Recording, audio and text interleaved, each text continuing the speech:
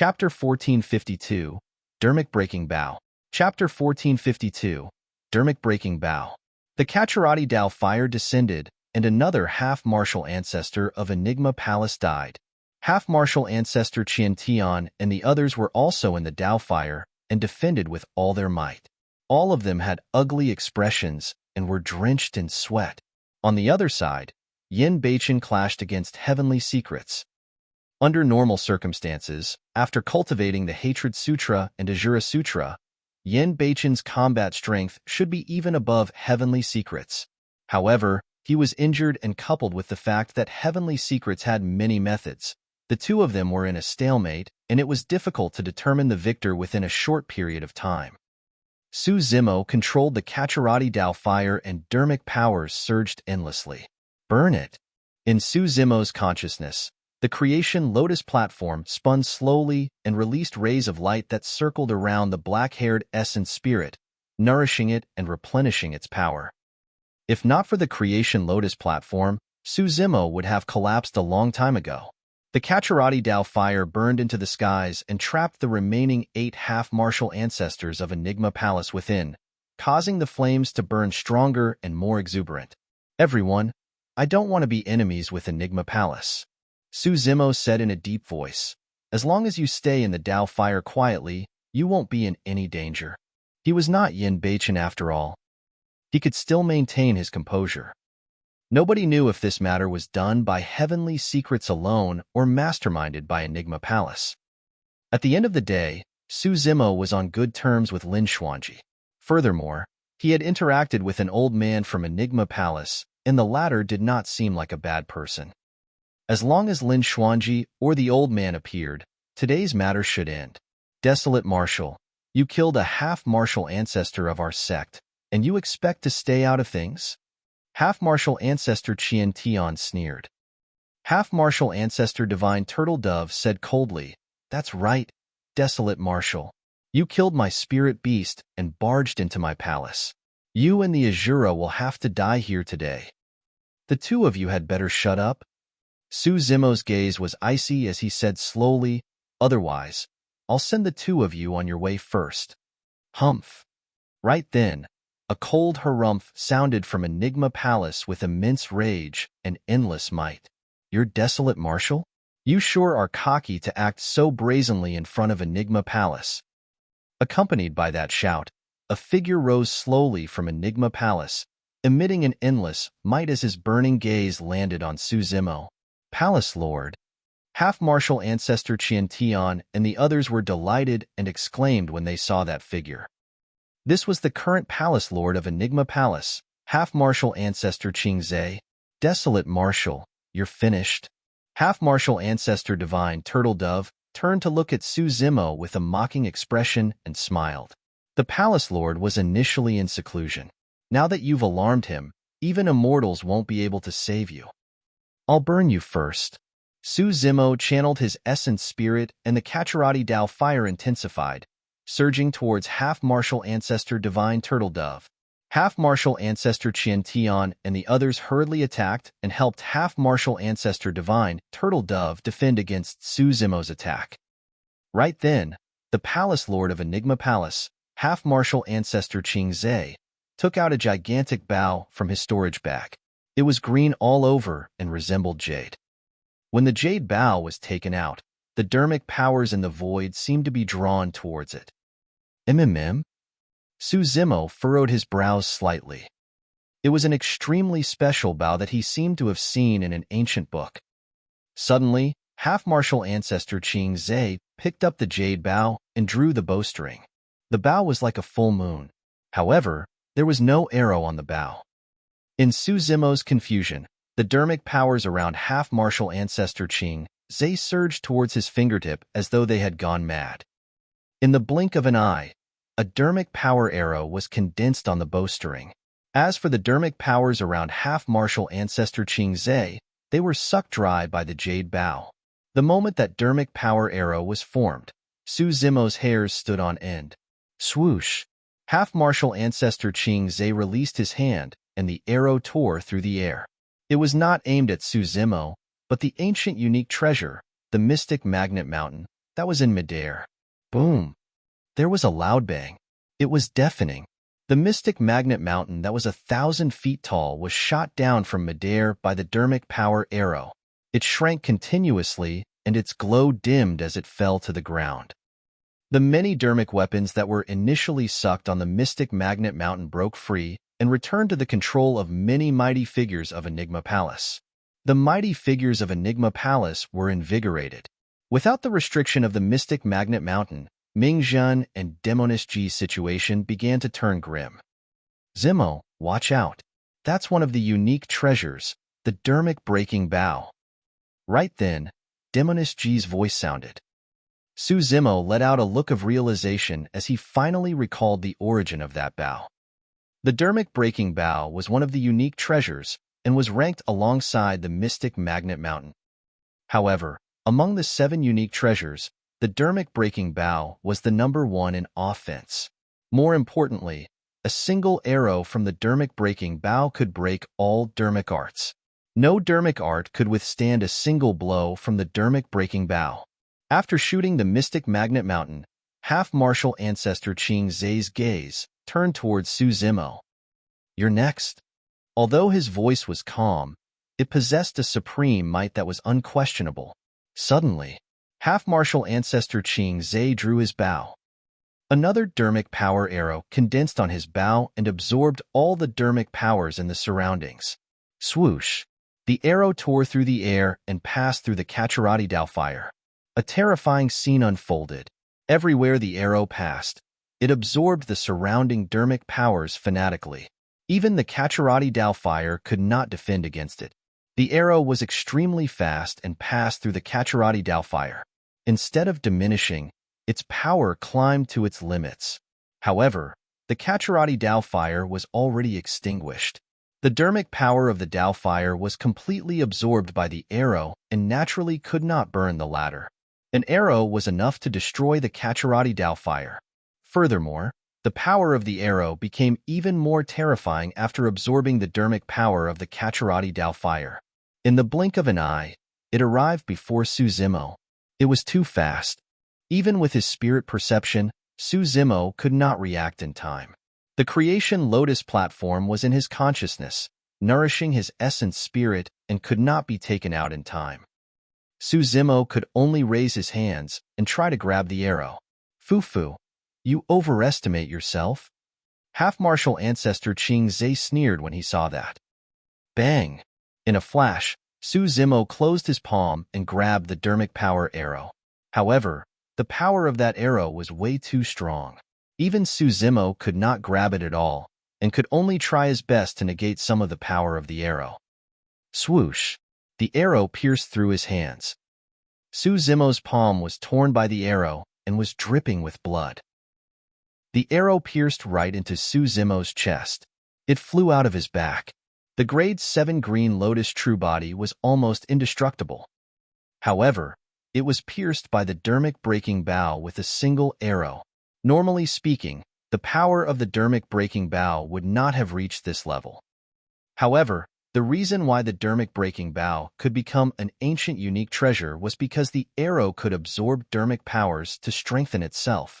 This arrow could only possess such terrifying might after absorbing the Dharmic powers of the Kacharati Dao fire.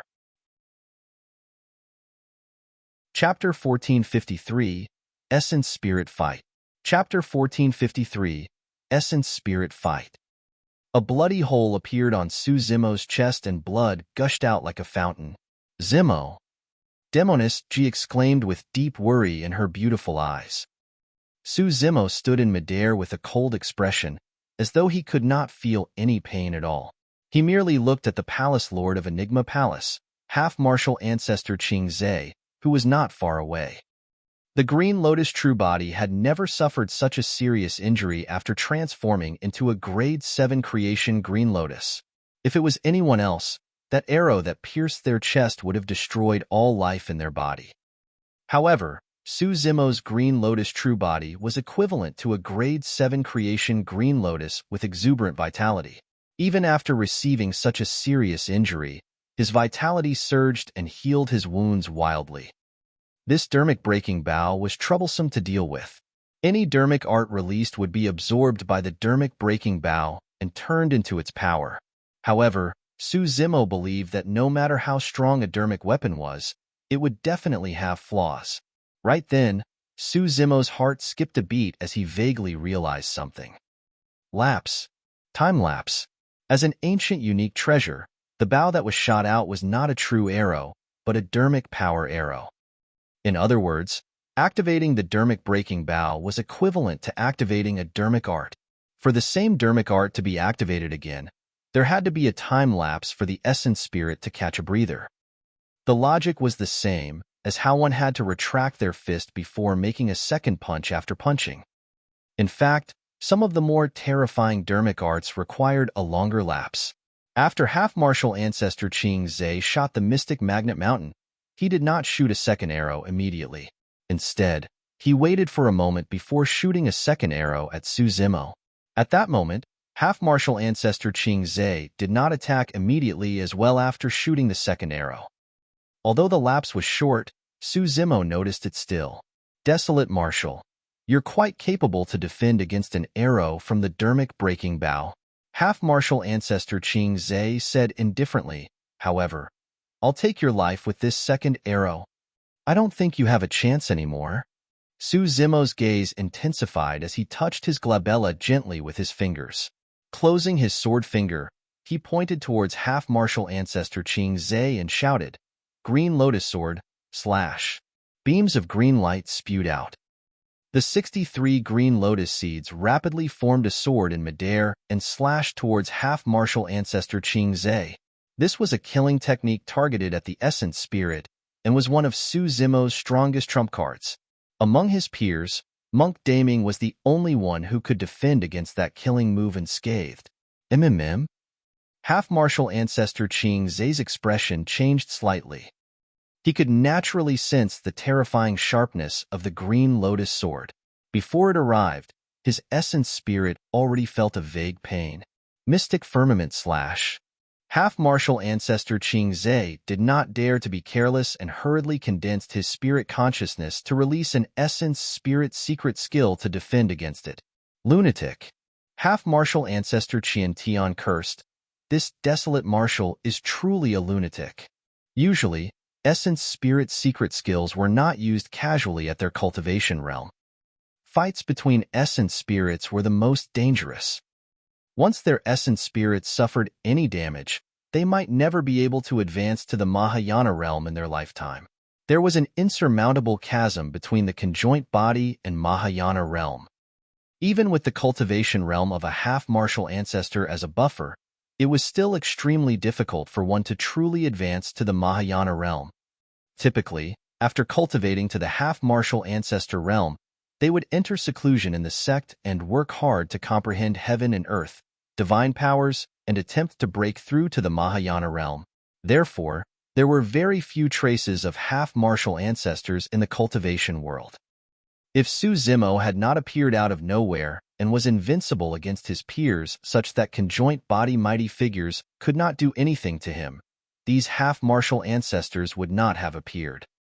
To think that Su Zimo would have used an essence spirit secret skill at this point of the battle. Half-martial ancestor Qian Tian and the others cursed angrily.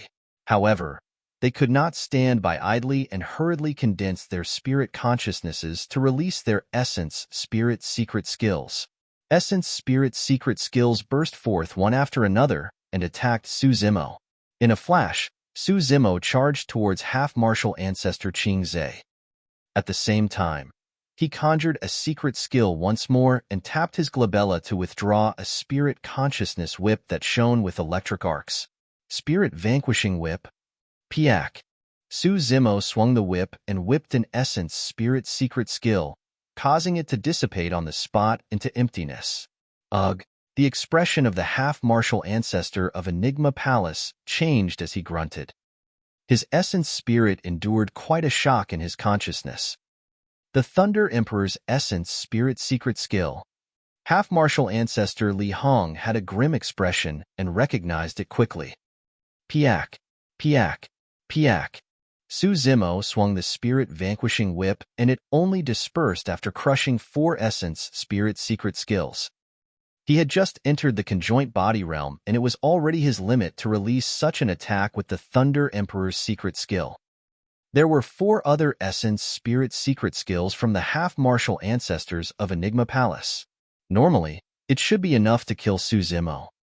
However, half-martial ancestor Qian Tian and the others glared at Su Zimo nervously. Unless they saw Su Zimo die with their own eyes, they did not know what would happen next. True enough, the moment Su Zimo's spirit-vanquishing whip shattered, a blinding golden light burst forth from his glabella and formed a mysterious symbol in midair. That single word possessed an incomparably divine power that seemed like it could suppress and cleanse all evil. It was another Essence Spirit secret skill, the Rulai Dharmic seal. The symbol collided with the Essence Spirit secret skills of the 4 Enigma Palace half-martial ancestors. It was silent but emanated an extremely terrifying spirit consciousness fluctuation that spread in all directions like ripples. The void distorted as though it wanted to tear everything apart. The remaining 8 half-martial ancestors of Enigma Palace retreated with wary expressions. However, Su Zimo relied on the Creation Lotus platform to protect his essence spirit and pass through the ripples, arriving before half-martial ancestor Qing Zhe.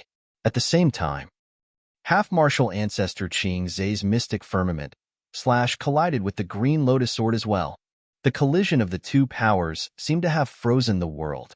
There was a momentary pause. The mystic firmament dissipated.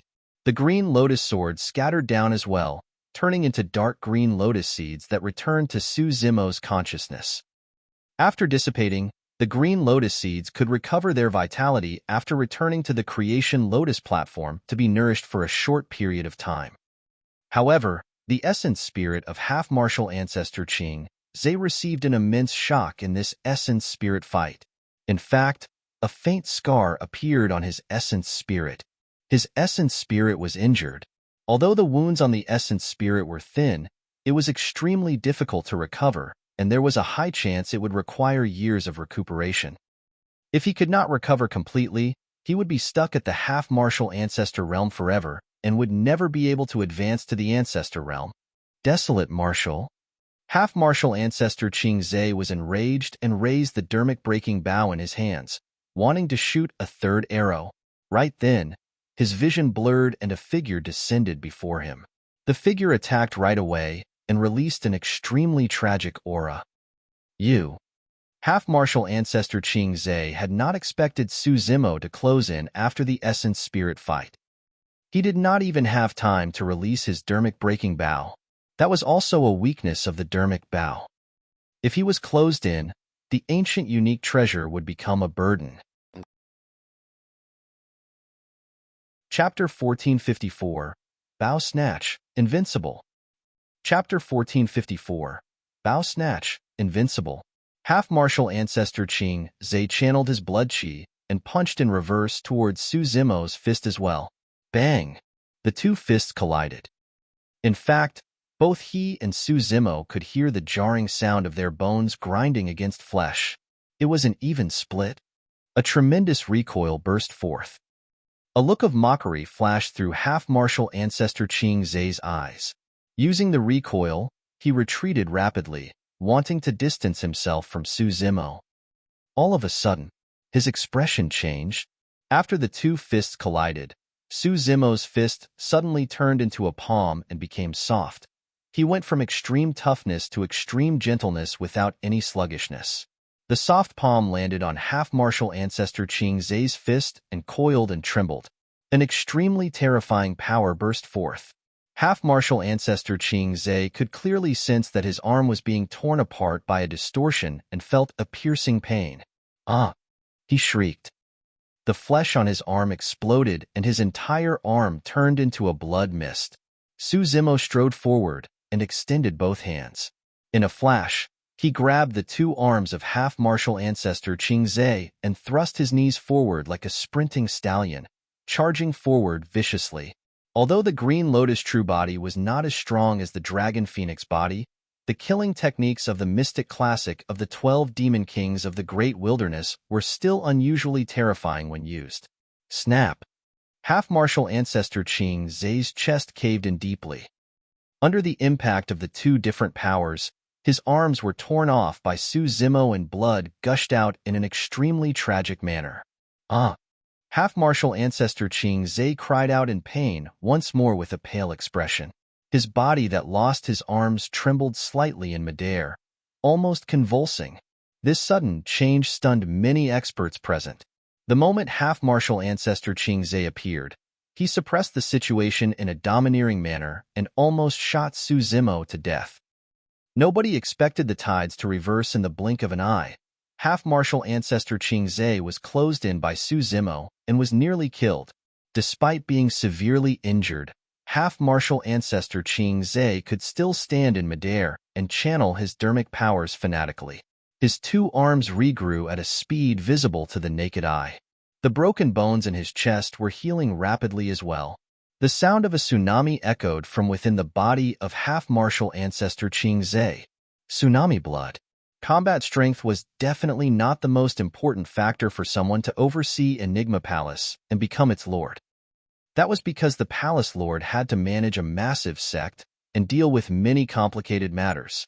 It would definitely take a lot of energy for him to manage the disciples. It was the same for the major sects and factions. However, anyone who could become the palace lord of Enigma Palace was definitely not someone easy to deal with. Although he was severely injured, half-martial ancestor Qing Zai was able to calm down rapidly and heal his body with his powerful bloodline. It was clear how strong his mind was. Unfortunately, the situation was no longer in his control. Initially, it was nothing much for half-martial ancestor Qing Zai's arms to be snapped. However, his severed arm was gripping the ancient unique treasure, the Dharmic breaking bow. Right now, the Dharmic breaking bow was in Su Zimo's hands. "You shot me once." Su Zimo looked at half-martial ancestor Qing Zai and said coldly, "I'll return you the shot." Before his sentence was finished, Su Zimo pulled the Dharmic breaking bow and a mysterious feeling appeared.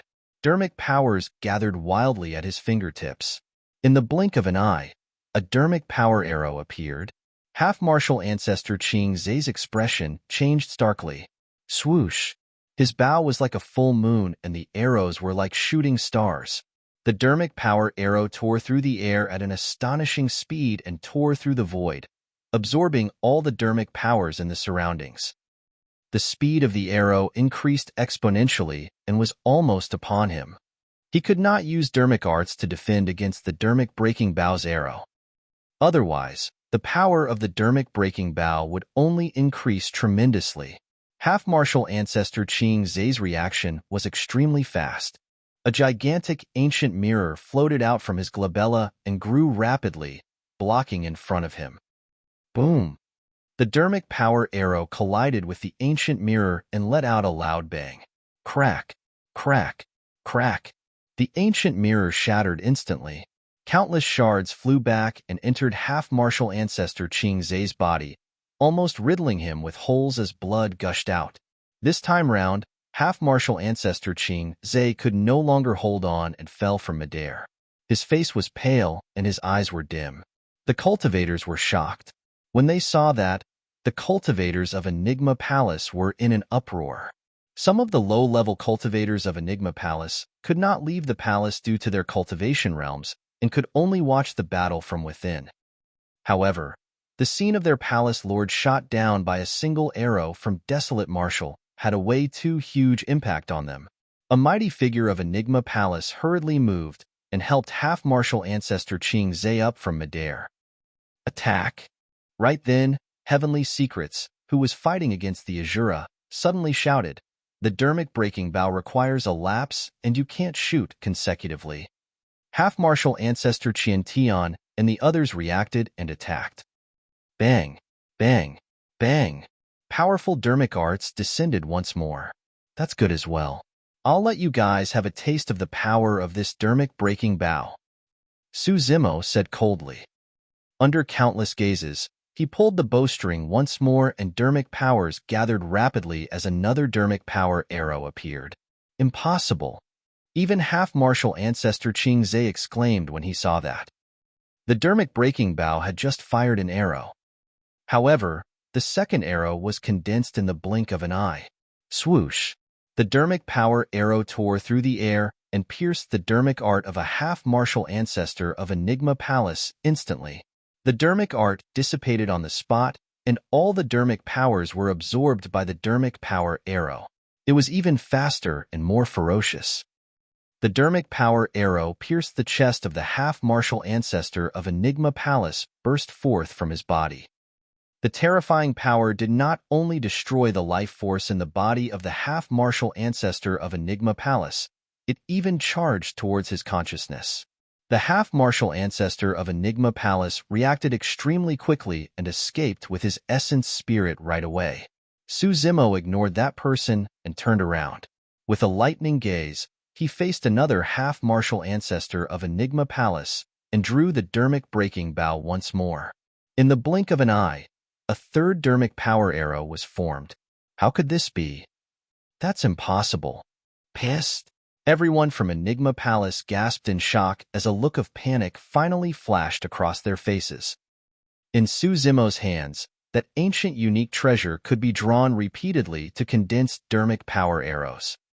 This meant that their Dharmic arts were completely vulnerable in front of Suzimo. Swoosh! A third arrow tore through the air, and two Dharmic arts dissipated on the spot. An arrow could break all Dharmic arts. Poof! Another half-martial ancestor of Enigma Palace was pierced by the Dharmic power arrow. With a dark expression, he fell from midair, and an essence spirit escaped from the top of his head. Boom! Before his body even landed on the ground, it could not withstand the power contained in the Dharmic power arrow and exploded with his flesh flying everywhere. Thankfully, this person noticed that the situation was bad and escaped first. Otherwise, his body and spirit would have been destroyed together. Who else is there? Suzimo stood in midair and roared. Under the fearful gazes of everyone from Enigma Palace, he drew his Dharmic breaking bow once more and condensed a fourth Dharmic power arrow. Swoosh! He released his hand and the arrow tore through the air. Another half-martial ancestor of Enigma Palace was shot down. He was invincible. That was the only thought in the minds of everyone from Enigma Palace. Chapter 1455, Divine Dragon. Chapter 1455, Divine Dragon. On the other side, the fight between Heavenly Secrets and Yin Beichen had already reached its climax. Every single attack was lethal and both wanted to take the other's life. Yin Beichen's injuries were even more serious. However, there was no emotion on his face or in his eyes, as though he could not feel any pain at all. His heart was already filled with hatred. He only wanted Heavenly Secrets to die. He wanted Heavenly Secrets to pay with his life. Heavenly Secrets was in a bitter battle, and the smile on his face had vanished completely. In such a massive battle, all his scheming was useless. Yin Beichen did not care about his life at all, and he fought with his life on the line with every attack. He was not afraid of death. In fact, in his heart, death was a form of relief for him, as long as he could kill Heavenly Secrets. However, Heavenly Secrets did not wish to die. Given that psychological disparity, Heavenly Secrets was suppressed by Yin Beichen once more. On the other side, Suzimo had complete control of the situation with the Dharmic breaking bow. A strange blood glint flashed through Heavenly Secrets' eyes from time to time, and nobody noticed it. He could no longer control himself and wanted to activate the Blood Refinement Fiend Sutra. If he summoned the Blood Refinement Fiend Sutra, his combat strength would recover rapidly and he would definitely be able to kill Yin Beichen here. However, if he were to use the Blood Refinement Fiend Sutra, he would not be able to hide his identity. Even in the hands of a half-martial ancestor, it would take a while before a second arrow could be released from the unique treasure, the Dharmic breaking bow. The reason why Suzimo could continuously draw the Dharmic breaking bow and condense Dharmic power arrows was because of the Creation Lotus platform in his consciousness. After the Creation Green Lotus grew to grade 7, it gave birth to extremely mysterious abilities. The Creation Lotus platform presided over his consciousness, and the 63 lotus holes spewed rays of light continuously, nourishing the black-haired essence spirit.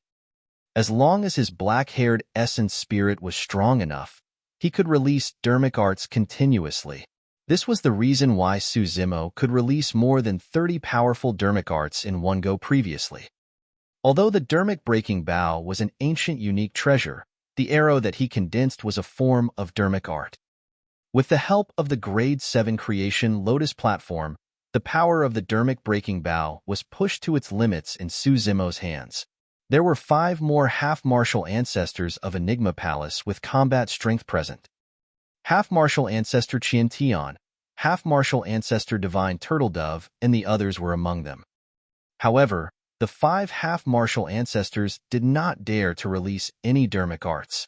An arrow from the Dharmic breaking bow could break all Dharmic arts.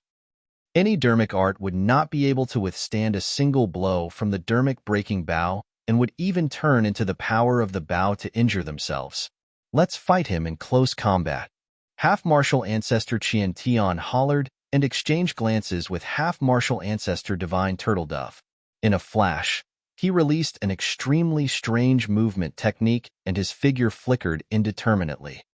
As long as he could get close, the Dharmic breaking bow posed no threat. If one wanted to shoot an arrow, they would have to use both arms. Once a person was closed in, the Dharmic breaking bow would definitely become a burden. The movement technique they were releasing right now was extremely particular as well. It was an inheritance secret skill of Enigma Palace, the mystic firmament steps. Its powerful and mysterious aspect was second only to the exquisite steps. Back in the Dao Inheritance ground, Dean hunted Lin Xuanji for a long time but could not do anything to the latter. The mystic firmament steps was the reason why. The mystic firmament steps were random and did not have a fixed set of steps, making it impossible for opponents to determine the direction of the steps, and their movement techniques were unpredictable. The 5 half-martial ancestors of Enigma Palace used the mystic firmament steps and charged towards Suzimo. Suzimo did not put away the Dharmic breaking bow. Instead, he closed his eyes and captured the location of the 5 half-martial ancestors of Enigma Palace with his unfathomable spirit perception. Although the footsteps of the 5 half-martial ancestors were unpredictable, the killing intent they exuded never changed. Suddenly, without even opening his eyes, Suzimo drew his Dharmic breaking bow and released the 5th Dharmic power arrow without hesitation. Swoosh! The Dharmic power arrow tore through the air. That arrow was shot towards half-martial ancestor Divine Turtle Dove. Half-martial ancestor Divine Turtle Dove was shocked. The arrow was fired at the same time as his footsteps. By the time he wanted to change directions, it was already too late. Half-martial ancestor Divine Turtle Dove hurriedly twisted the horsetail whip in his hands and whipped the Dharmic power arrow. Bang!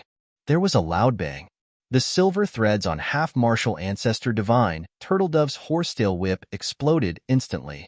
The power of the arrow did not diminish, and it pierced through the silver threads of the horsetail whip, piercing towards the chest of half-martial ancestor Divine Turtle Dove.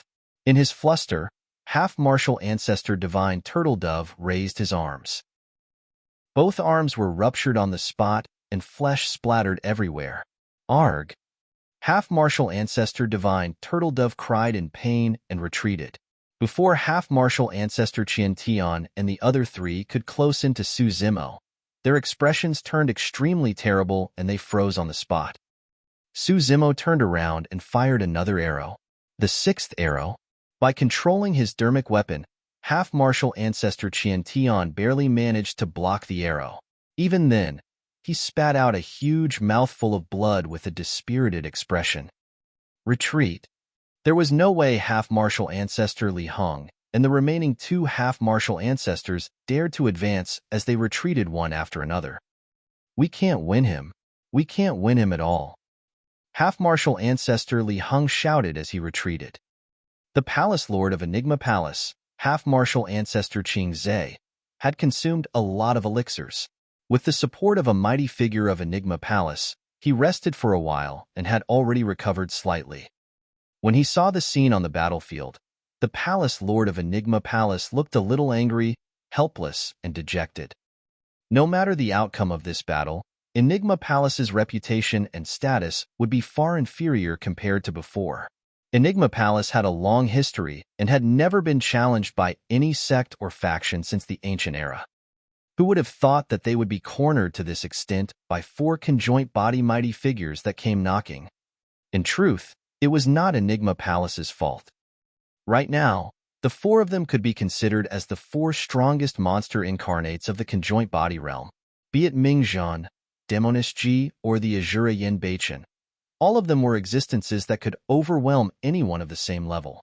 Furthermore, the exquisite killing formation that could kill patriarchs outside Enigma Palace was broken by Demoness Ji, and that was the reason why Enigma Palace was in such a passive position. Enigma Palace was not the only one. Even for other super sects, if the Patriarch did not make a move, the 4 of them would be able to kill their way through any of them with their combat strength. Palace Lord, send the order. The mighty figure of Enigma Palace said in a deep voice, the sect will suffer immense losses if this continues. That's right. Half-Martial Ancestor Qing Zhe nodded as well and lamented, desolate Martial's momentum has been established. Without a Patriarch, there's no one who can suppress him anymore. Elder Qing Zhe took a deep breath of air and turned around. Bowing deeply in the direction of Enigma Palace, he said in a deep voice, Divine Dragon, please attack and suppress the enemy. There was a long silence. Suddenly, a deafening bang sounded around Enigma Palace. Instantly, the mountains collapsed and the earth shattered. Under countless gazes, the terrain around Enigma Palace rose slowly and a terrifying aura spread out. A divine dragon that was thousands of feet long revealed its true body and coiled around Enigma Palace before spiraling up. Its gigantic dragon eyes resembled 2 ancient stars. The scales on its body were larger than the city gates and shone with a cold glint. Its towering dragon head swayed slightly and dust fell endlessly.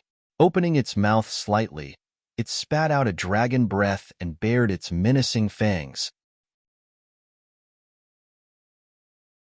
Chapter 1456, Ancestor Realm. Chapter 1456, Ancestor Realm. The aura of that divine dragon was way too strong.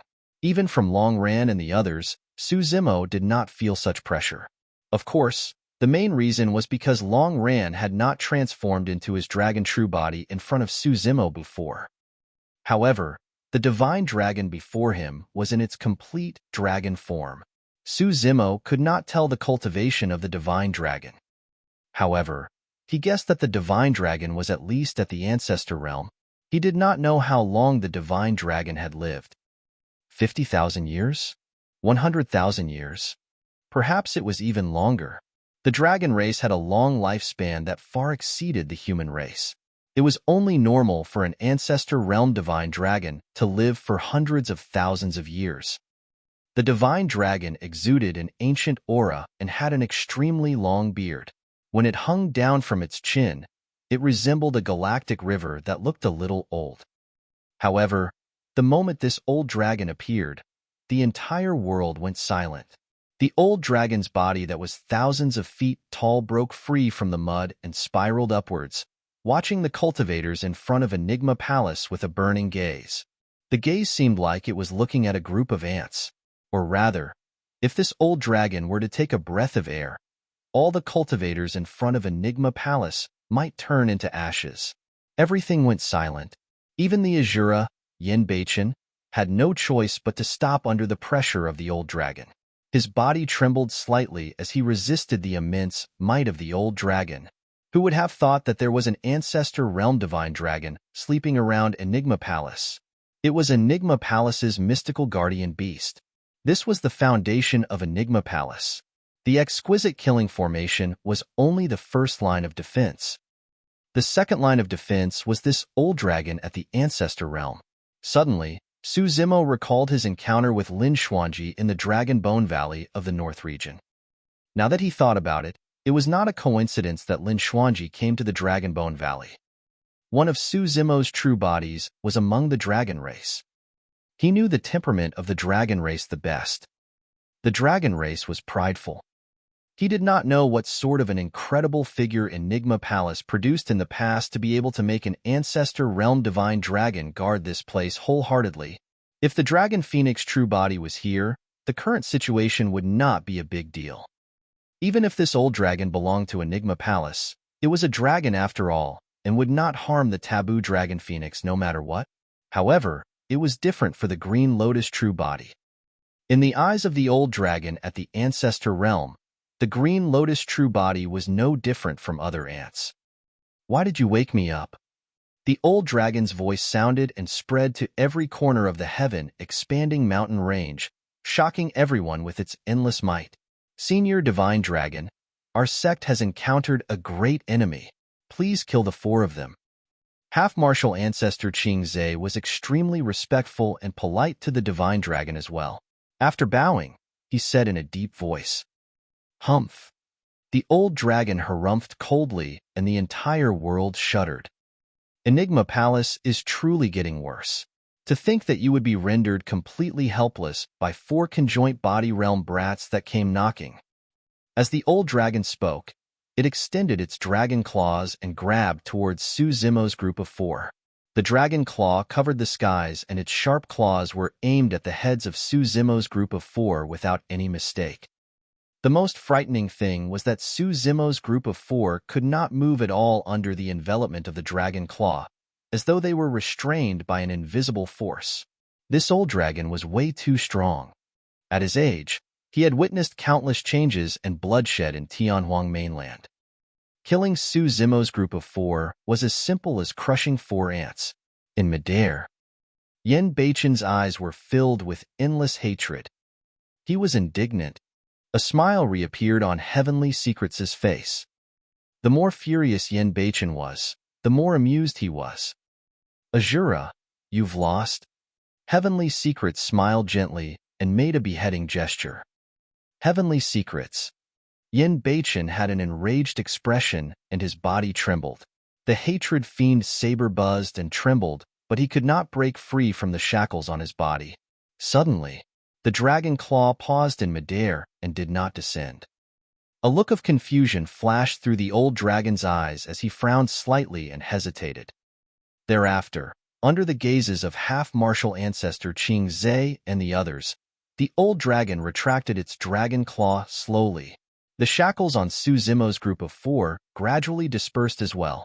Su Zimo muttered internally as well. He did not know what happened in that short period of time, either to cause this old dragon to change its mind. "Divine Dragon, what's wrong?" Half-Martial Ancestor Qing Zhe said hurriedly.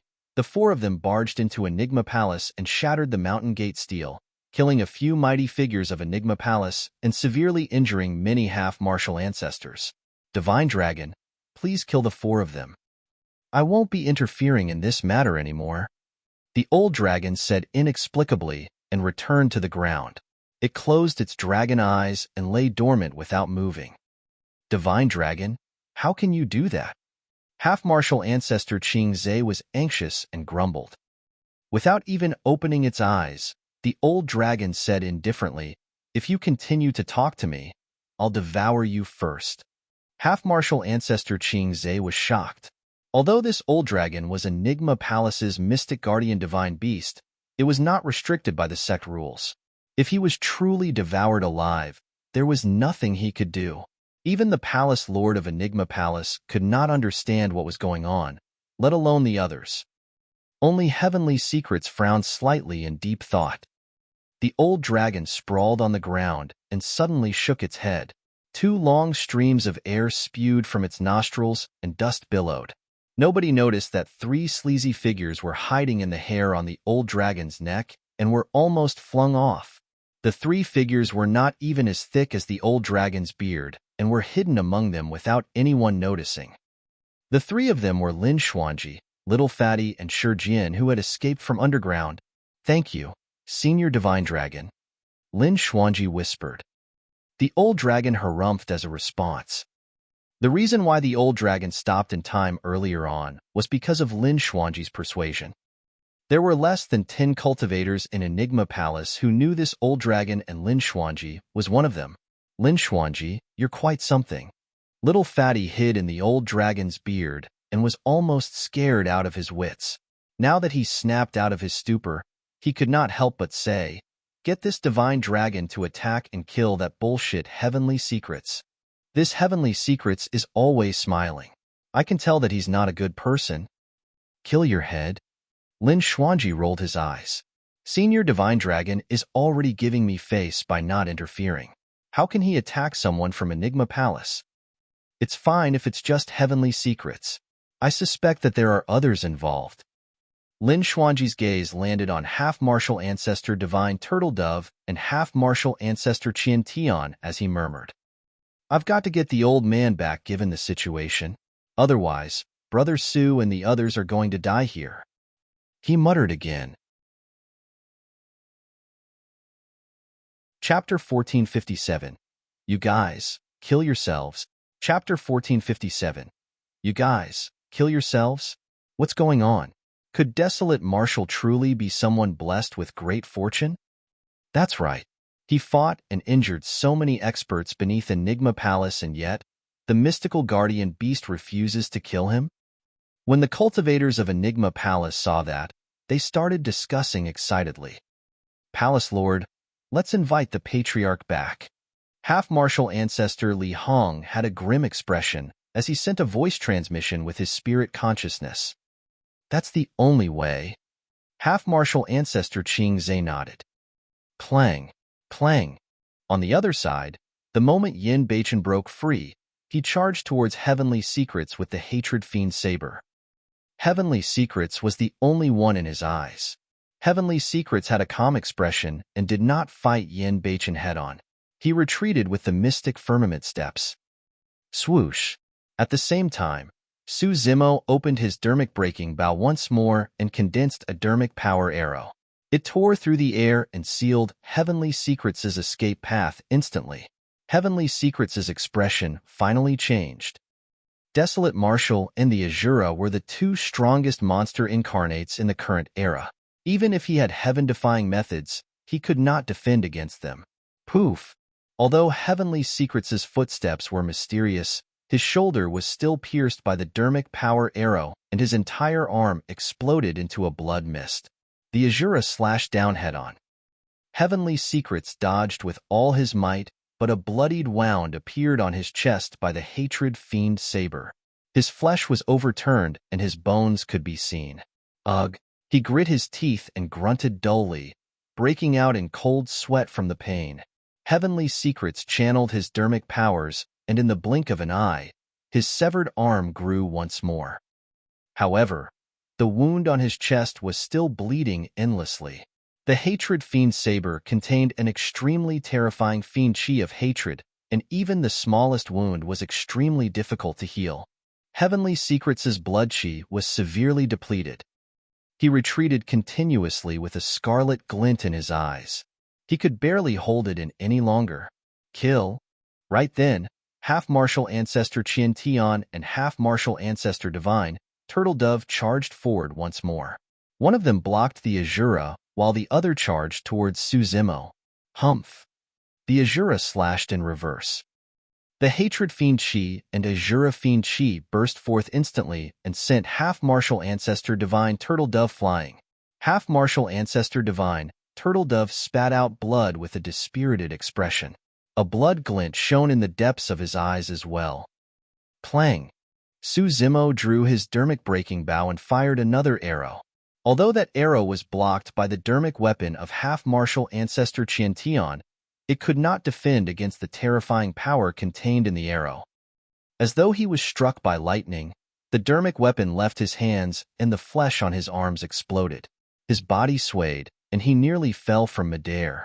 The two half-martial ancestors could not defend against Su Zimo and Yin Beichen's killing power at all. In the blink of an eye, Heavenly Secrets was exposed before Su Zimo and Yin Beichen once more. The blood glint in Heavenly Secrets' eyes gradually appeared and could no longer be concealed. If he did not use the Blood Refinement Fiend Sutra, he might die here. When he saw that, Su Zimo's expression was cold as he drew the Dharmic breaking bow once more. He was forcing Heavenly Secrets to use the Blood Refinement Fiend Sutra because he wanted all the cultivators of Enigma Palace to witness his true colors. Buzz! The bow quivered. A Dharmic power arrow tore through the air and arrived before Heavenly Secrets instantly.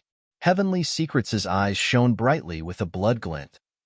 Suddenly, as though he sensed something, the blood glint in his eyes retracted rapidly. "How dare you?"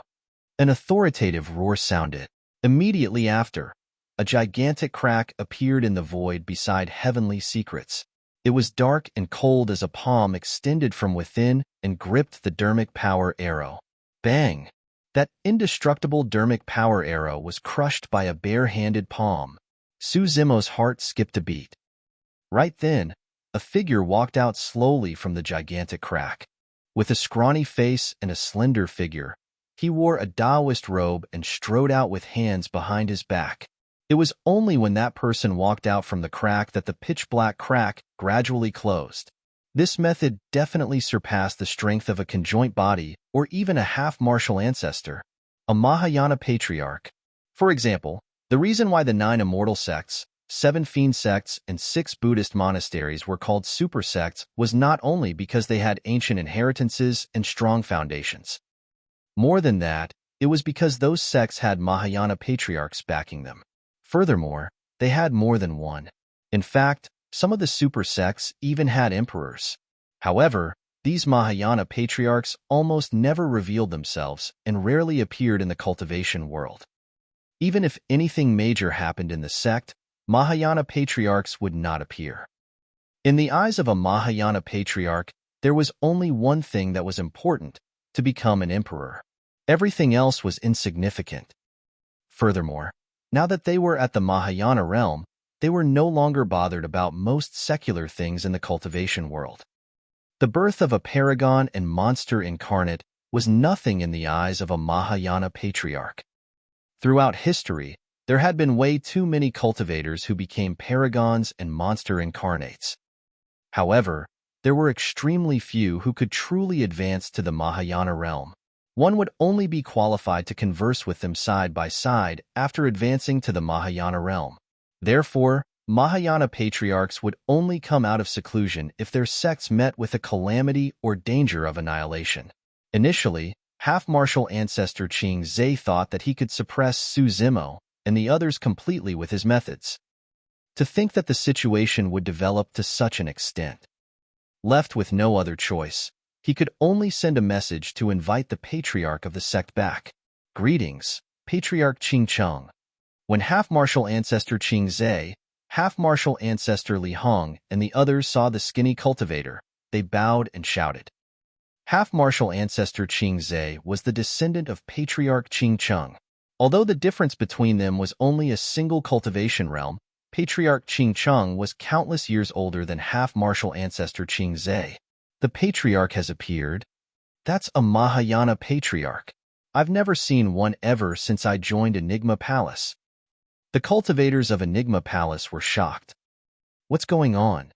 Patriarch Qing Cheng surveyed his surroundings and swept his gaze across the battlefield, asking slowly with a cold glint in his eyes. "Patriarch."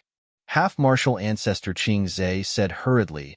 Desolate Marshal and the others charged into Enigma Palace and declared that they wanted to kill our young master.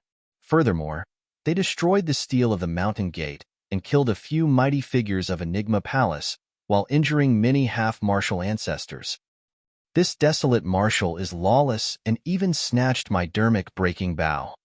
The gaze of the half-martial ancestor of Qing Zhe shifted slowly, pausing on Demonist Ji, Mingzhen, and Yin Beichen for a moment before landing on Suzumo. Suzumo's hairs stood on end instantly. It was as though a calamity was about to descend upon him the next moment.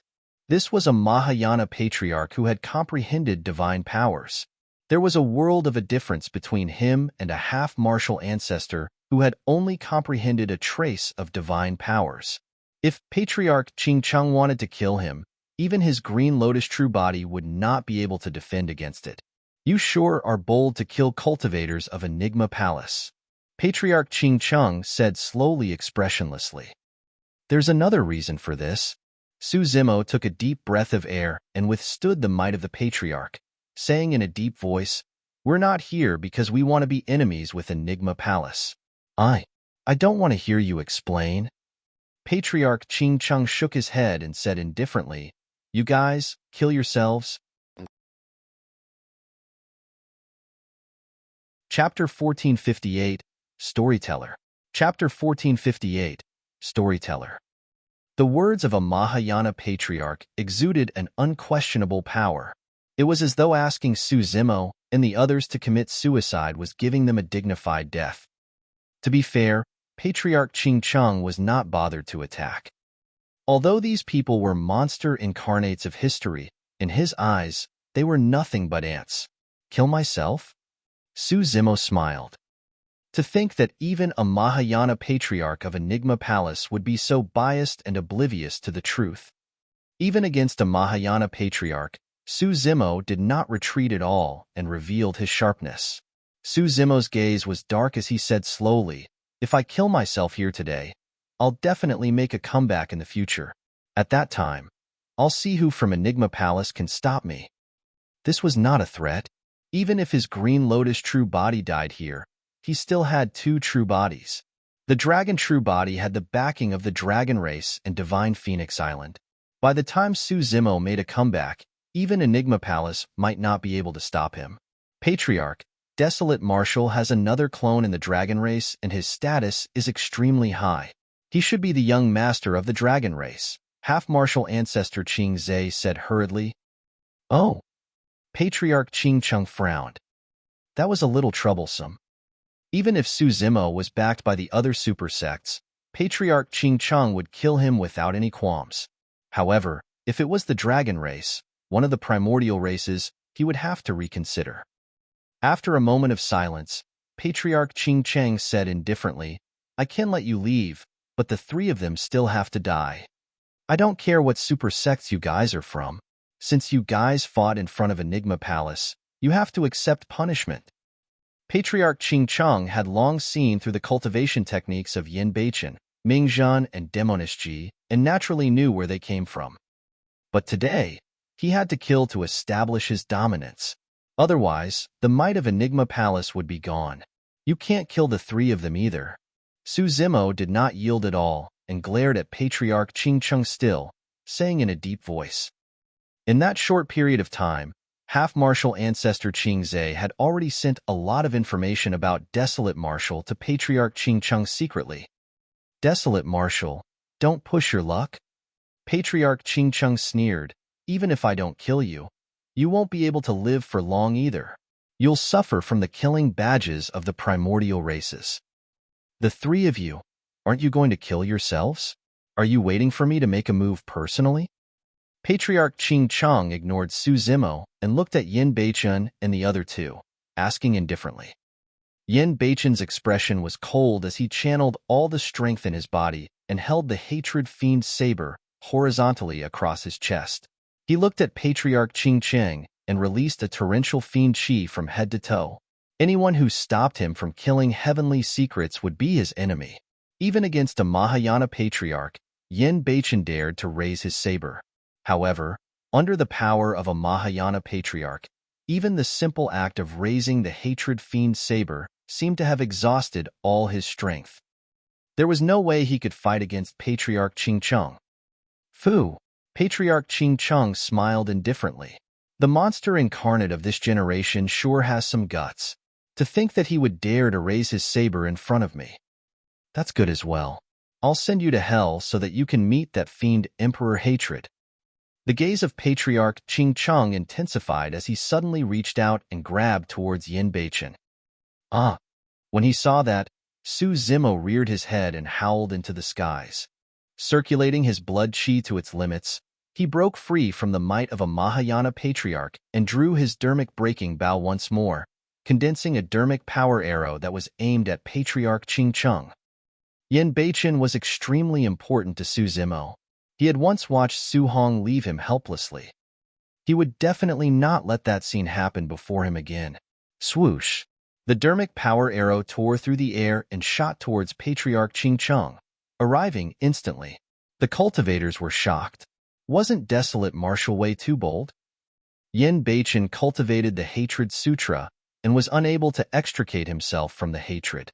Even though he lost his rationality completely, He merely raised his saber horizontally in front of Patriarch Ching Chung. However, Desolate Marshal actually dared to attack a Mahayana Patriarch. The Dharmic power arrow was extremely fast. Even Patriarch Ching Chung did not seem to be able to react and did not dodge or defend. He merely turned around slowly and glanced at the Dharmic power arrow. Boom! The Dharmic power arrow exploded instantly and dissipated into emptiness, vanishing. With a single glance, that indestructible Dharmic power arrow exploded. This was the means of a Mahayana Patriarch. This was the power of the Mahayana realm. It was a complete suppression. Patriarch Ching Chung had a dark expression as he looked at Su Zimo with a chilling gaze.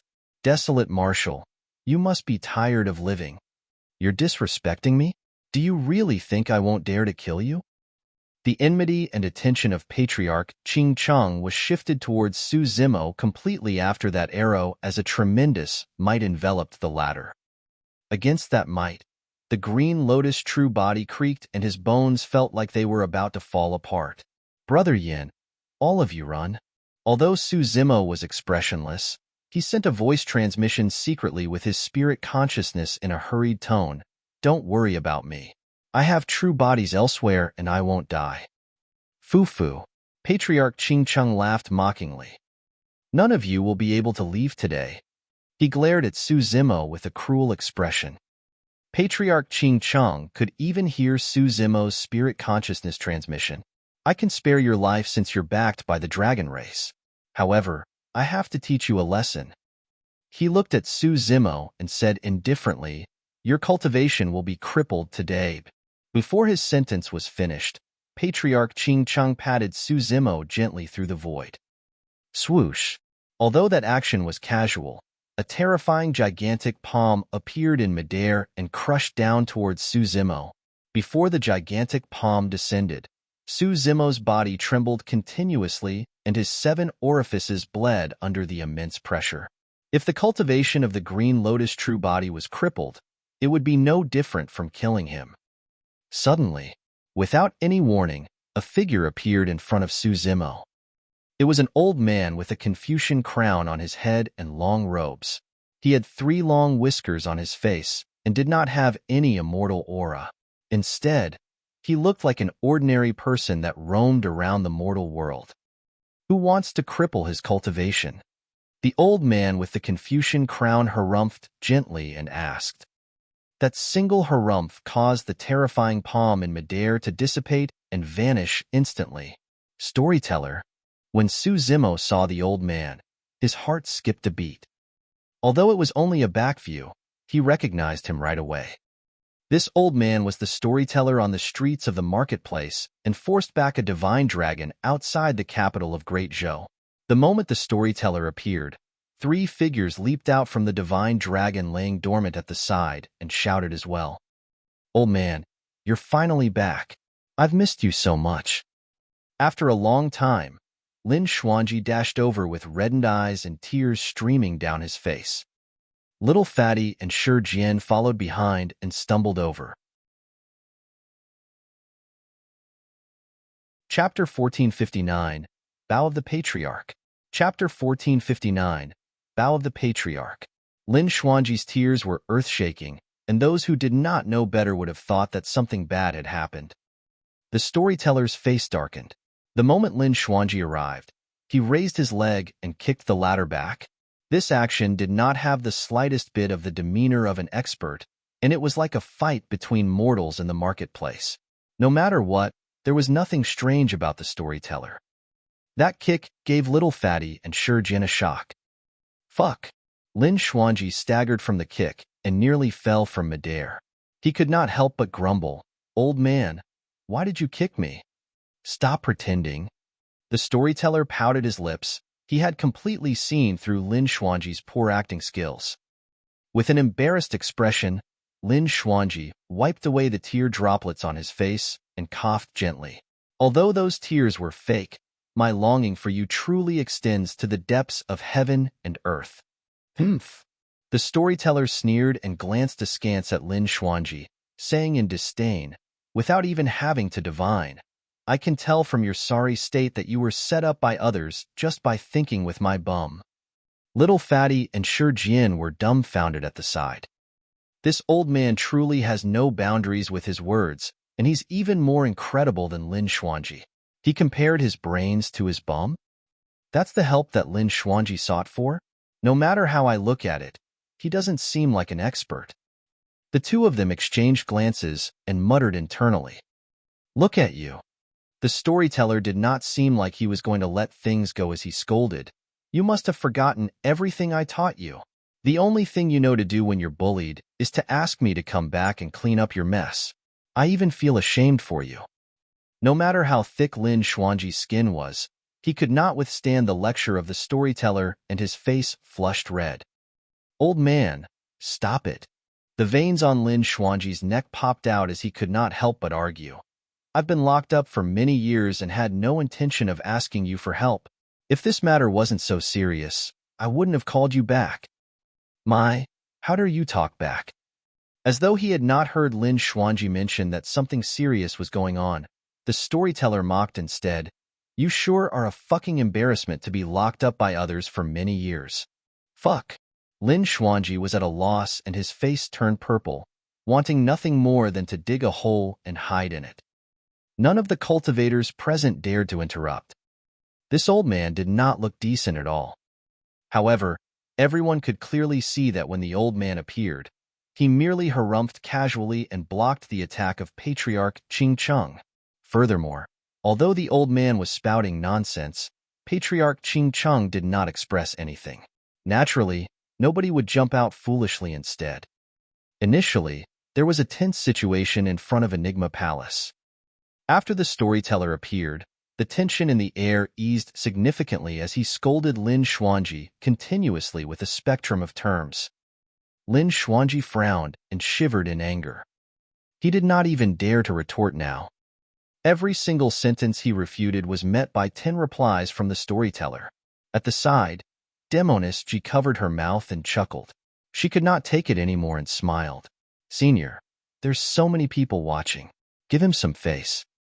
Demoness G's words were also a reminder for the storyteller to settle the situation before him. Humph. The storyteller harumphed and said reluctantly, since Founder Master Ling Long's successor is pleading for mercy, I'll let you off temporarily this time round. Oh, my dear benefactor.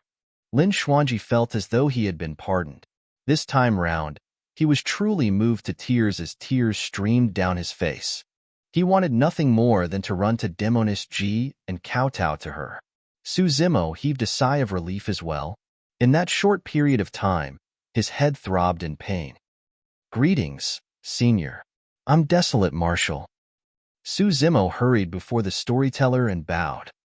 Fufu, we meet again. Earlier on, the storyteller had a disdainful expression towards Lin Xuanji. However, in the blink of an eye, his expression changed as he nodded towards Su Zimo with a pleasant expression. Creak, creak. Lin Xuanji clenched his fists and ground his teeth in anger. The attitude of the storyteller towards Su Zimo caused the hearts of everyone from Enigma Palace to skip a beat. Half-Martial Ancestor Qian Tian and Half-Martial Ancestor Divine Turtledove had ugly expressions and looked at Heavenly Secrets instinctively. Heavenly Secrets was expressionless. Right then, Patriarch Ching Ching advanced and bowed to the storyteller, causing an uproar. Not many cultivators of Enigma Palace knew of the storyteller's identity, let alone outsiders. But now that even Patriarch Ching Chong had to bow down, just who was this storyteller? Or rather, what was his cultivation realm? Could he be an emperor?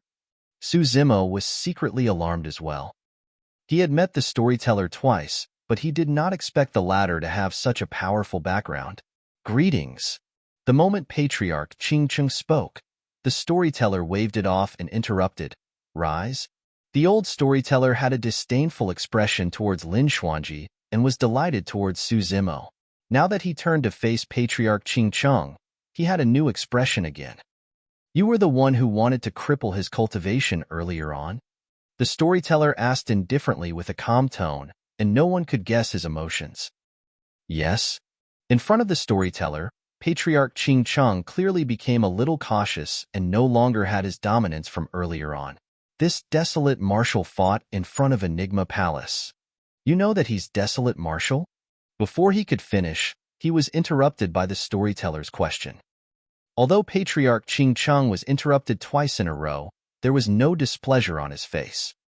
I know. Patriarch Ching Cheng replied honestly. I don't care what desolate marshal did in front of Enigma Palace. The storyteller said slowly, he once established the martial Dao and imparted martial arts to all living beings, allowing everyone in the world to cultivate and bring blessings to the world. Aren't you afraid of divine retribution for crippling someone with such merit? The storyteller's tone turned increasingly stern, and towards the end, he was already lecturing. Patriarch Ching Cheng lowered his head slightly with a terrible expression. He was different from Lin Xuanji. He was a Mahayana patriarch after all. It was truly embarrassing for him to be scolded like this in public. Actually, it's not Patriarch Ching Cheng's fault. The palace lord of Enigma Palace could not help but say, Desolate Marshal and the others have truly gone too far. They arrived at the entrance of Enigma Palace and destroyed the stele with the human emperor's handwriting, killing a few mighty figures and injuring many half-martial ancestors. They even declared that they wanted to kill our young master of Enigma Palace. If Patriarch Ching Cheng did not attack and allowed Desolate Marshal and the others to charge into Enigma Palace, they would probably start a massacre given their natures. Half-Martial Ancestor Qian Tian added hurriedly, the Palace Lord is right. Patriarch Ching Cheng already gave Desolate Marshal a chance for him to retreat, but he still pushed his luck. The Patriarch had no choice but to cripple his cultivation. Nonsense, we're not here to make Enigma Palace our enemy. We're only here to settle scores with heavenly secrets. Demonist Ji hollered. Heavenly Secrets is our young master of Enigma Palace. He's not someone you can provoke casually. Half-Martial Ancestor Ching Zhe sneered. The young master of Enigma Palace? The storyteller raised his brow and shifted his gaze slowly towards Heavenly Secrets, asking faintly, when did you become the young master of Enigma Palace? Chapter 1460, Blade Wielder. Chapter 1460, Blade Wielder. Heavenly Secrets had a calm expression as he bowed respectfully and said in a deep voice, Master, a few years ago, the god, which in other primordial races sought me out and asked me to divine the location of the primordial taboo. Su Zimo frowned slightly. To think that Heavenly Secrets was the disciple of the storyteller. Heavenly Secrets and Xuanji, from that perspective, the two of them should be fellow disciples. Heavenly Secrets continued, I was worried that the taboo would grow and wreak havoc in Tianhuang mainland, so I agreed to help and divine the location of the taboo. However, this matter was stopped by Junior Brother Xuanji. Junior Brother Xuanji is on good terms with Desolate Marshal, and the primordial taboo is the latter's spirit beast. I can understand why Junior Brother Xuanji would object to it. However, Enigma Palace is concerned about the masses and can't prioritize personal relationships. As such, I reported this to the Palace Lord and the other elders for them to make a decision. When he heard that, Lin Xuanji could not help but stifle a chuckle and mock. The primordial races were the ones who wreaked havoc in Tianhuang mainland back then. Why are you still working with them? Why don't you go and kill them instead? Junior brother, I know that you harbor resentment, but I'm not to blame for imprisoning you. Heavenly Secrets said indifferently with a calm expression. At that moment, Half-Martial Ancestor Ching Zhe coughed gently. At that time, I discussed with the elders and indeed, the threat of the taboo was greater. Therefore, I asked Heavenly Secrets to join forces with the primordial races to eliminate that hoe for the time being. Since Lin Xuanji was insistent on objecting, we imprisoned him temporarily and allowed Heavenly Secrets to become the young master so that he can interact with the primordial races and plan this matter. The establishment of the young master is in line with the palace rules and was decided through a discussion between the elders of the palace. Yes? The storyteller nodded, still expressionless. Very well, there doesn't seem to be any problem. After a brief pause, he shifted his gaze towards Heavenly Secrets and asked indifferently, however, What's up with the blood refinement fiend sutra that you're cultivating? Swoosh, swoosh, swoosh. Many gazes landed on heavenly secrets instantly. Many cultivators were shocked. Earlier on, they did not take Suzimo's words seriously at all. But now that the storyteller said that, there could be no mistake. The young master of Enigma Palace had cultivated the blood refinement fiend sutra. Even half-martial ancestor Qing Zhe, half-martial ancestor Li Hong, and the others looked at heavenly secrets in disbelief and frowned. Among everyone, half-martial ancestor Qian Tian and half-martial ancestor Divine Turtledove did not have much of a reaction. Instead, there was a hint of panic in their eyes. Heavenly secrets, did you really cultivate that fiend technique? Half-martial ancestor Qing Zhe asked.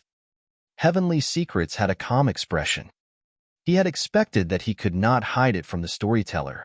He said frankly, I did cultivate the blood refinement fiend sutra, but I don't think there's anything wrong with this cultivation technique. Desolate Martial cultivated this fiend technique as well, but he still established the martial Dao to impart martial arts to all living beings all the same. That's right. The storyteller nodded. There's indeed nothing wrong with the fiend technique. The key lies in the people who cultivated it. When Desolate Martial cultivated it, he saved countless humans in Myriad Phenomenon City. What is your purpose for cultivating it? Master, I didn't use it to do anything outrageous.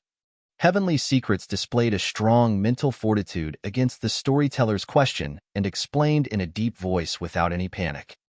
You're involved in Qin Pianran's death, right? The storyteller asked indifferently.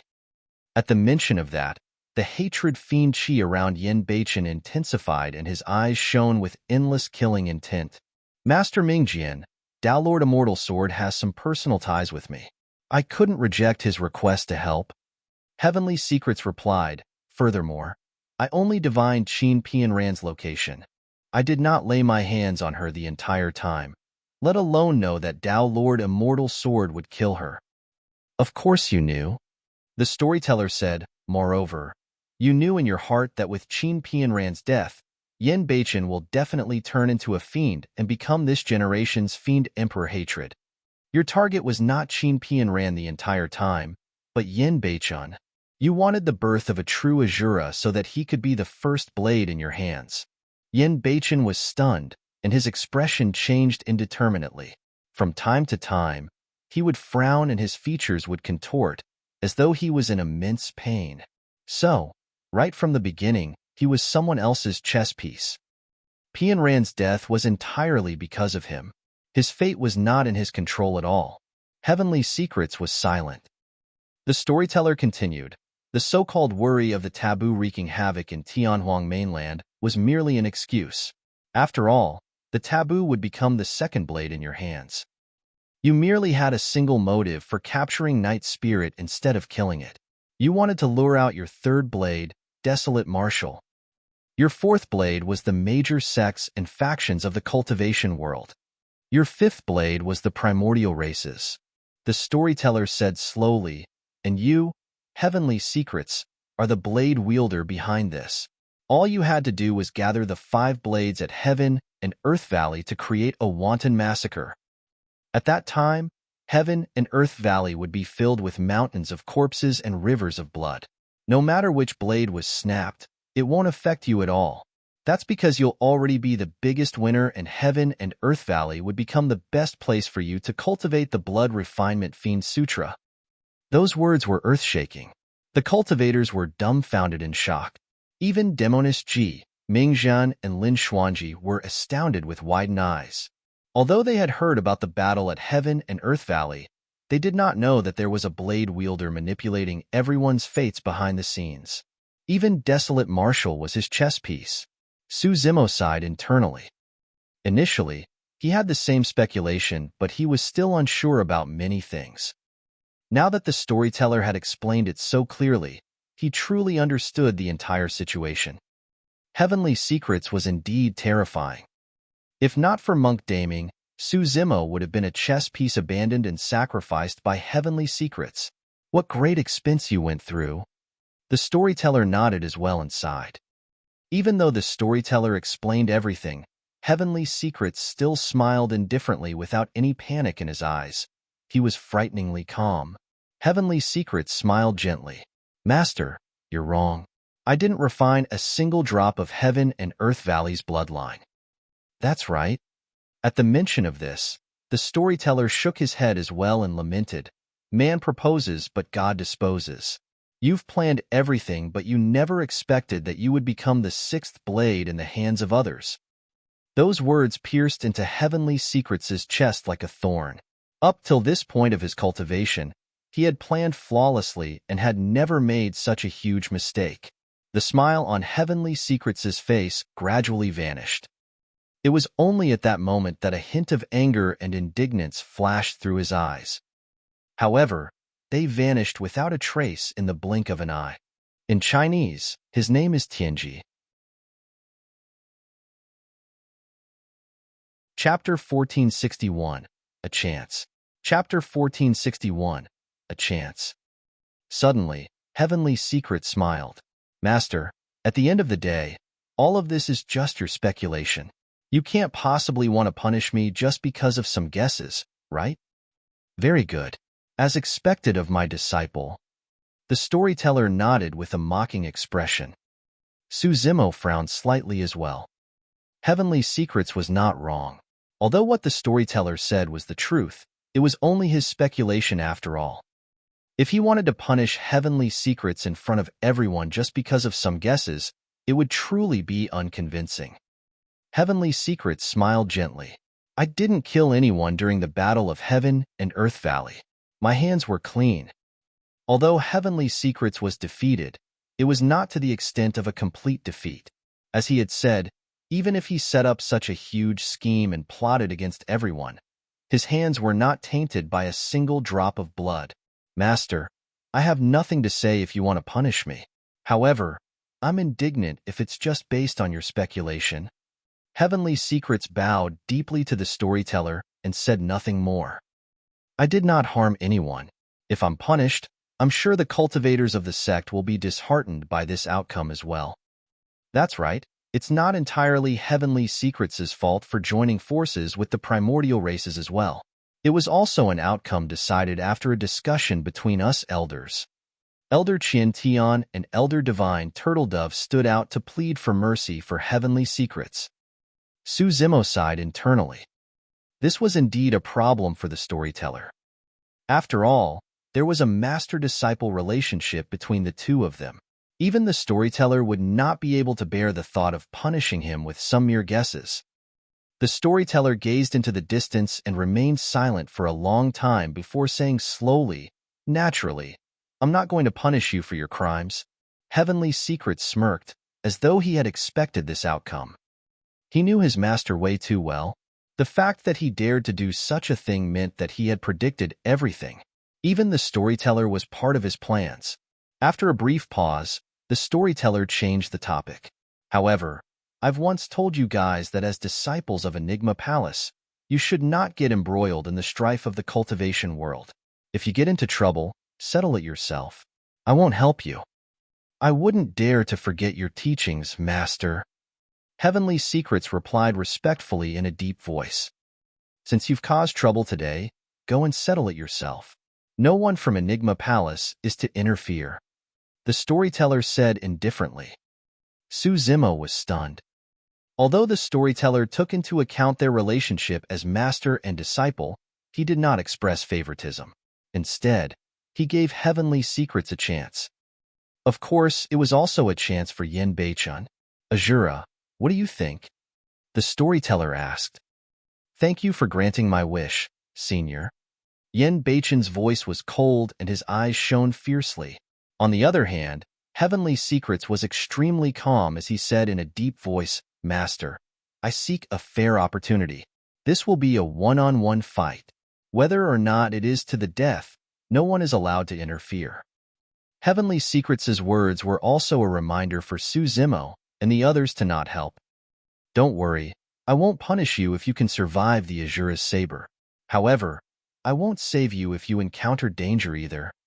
The storyteller said, this battle will end the grudges. It doesn't matter who the victor is, you will fight to the death. All right. Heavenly Secrets smiled gently and agreed readily without any fear in his eyes. As though he recalled something, Suzimo frowned slightly and hesitated to speak. However, on second thought, even if he said it, Yin Beichen would not care given his personality. After all, he had waited for this moment for far too long. Although Suzimo looked worried, he still retreated with Mingzhan and Demoness Ji. Everyone from Enigma Palace retreated as well. In the blink of an eye, an empty space appeared in midair where Yin Beichen and Heavenly Secrets stood facing each other. Azura, I know that Qin Pianran's death is heartbreaking for you, and you can't let go. Heavenly Secrets said, right now, every single day you live is a torture for you. You can't wait to commit suicide to reunite with Qin Pianran, right? Heavenly Secrets' eyes shone with a strange glint. Even his tone turned gentle, causing one to trust him from the depths of their hearts and lower their guard. Yin Beichen frowned and lowered his head slightly, as though he was reminiscing about the past and was in pain and self-blame. What a brilliant, bewitching technique. Demoness Ji frowned slightly and murmured. She knew that Dharmic art the best. However, to think that Heavenly Secrets' attainments in bewitchment were not weaker than hers. There were all sorts of things in the mystic firmament record. As the disciple of the Storyteller, Heavenly Secrets had shocking talent and a wide knowledge of things. Nobody knew how strong Heavenly Secrets was because he rarely attacked. Up till this point of his cultivation, if Heavenly Secrets wanted to do something, he did not even have to do it personally. All he had to do was set up a trap with ease and everything would naturally be resolved. Both parties looked to be facing one another motionlessly. However, Heavenly Secrets had already attacked. Since you're in so much pain, how about letting me send you off? Heavenly Secrets continued to bewitch Yin Beichen and said gently, give up, I'm helping you. As long as you die, you can reunite with Qin Pianran. Qin Pianran is waiting for you down there. Can't you feel her? Yin Beichen's body trembled even more violently and his features were contorted. What should we do? The Azura can't hold on for much longer. Demoness Ji had a worried expression. If he can't break free from Heavenly Secrets' bewitchment, the Azura will probably commit suicide on the spot without Heavenly Secrets even making a move. No. Suzimo shook his head slowly. Brother Yin cultivated the Hatred Sutra, and the hatred in his heart has already surpassed everything. If he thinks that he can bewitch Brother Yin with that bewitchment technique, Heavenly Secrets is underestimating both Brother Yin and the Hatred Sutra. Right then, Yin Beichen's body gradually stopped trembling and calmed down. What's wrong? Have you made a decision? Heavenly Secrets walked slowly towards Yin Beichen and asked carefully and gently. Suddenly, Yin Beichen raised his head. His eyes were pitch black like ink, resembling two gigantic black holes that could devour everything. Heavenly Secrets was alarmed when he saw the pair of eyes. I am indeed in pain, and I've let Pianran down. Yin Beichen said slowly, however, even if I commit suicide, I have to kill you first. Without you, Pianran wouldn't have died at all. Heavenly Secrets, you deserve to die. Buzz. Before his sentence was finished, Yin Beichen swung the Hatred Fiend saber in his hands and slashed towards Heavenly Secrets through the void. That slash did not only contain the endless hatred of the Hatred Sutra, but also the torrential killing intent of the Azura Sutra. The saber intent of the two fiend techniques fused together against that slash. This was the strongest slash that Yin Beichen had released since he started cultivating. Even Suzimo, who was watching from afar, felt his scalp tingle and was secretly speechless when he saw the burst of that slash. The Hatred Fiend saber streaked through the air. A black streak of light descended on Heavenly Secrets' head with hatred and killing intent, as though it wanted to destroy everything. Chapter 1462, Dead Heavenly Secrets? Chapter 1462, Dead Heavenly Secrets?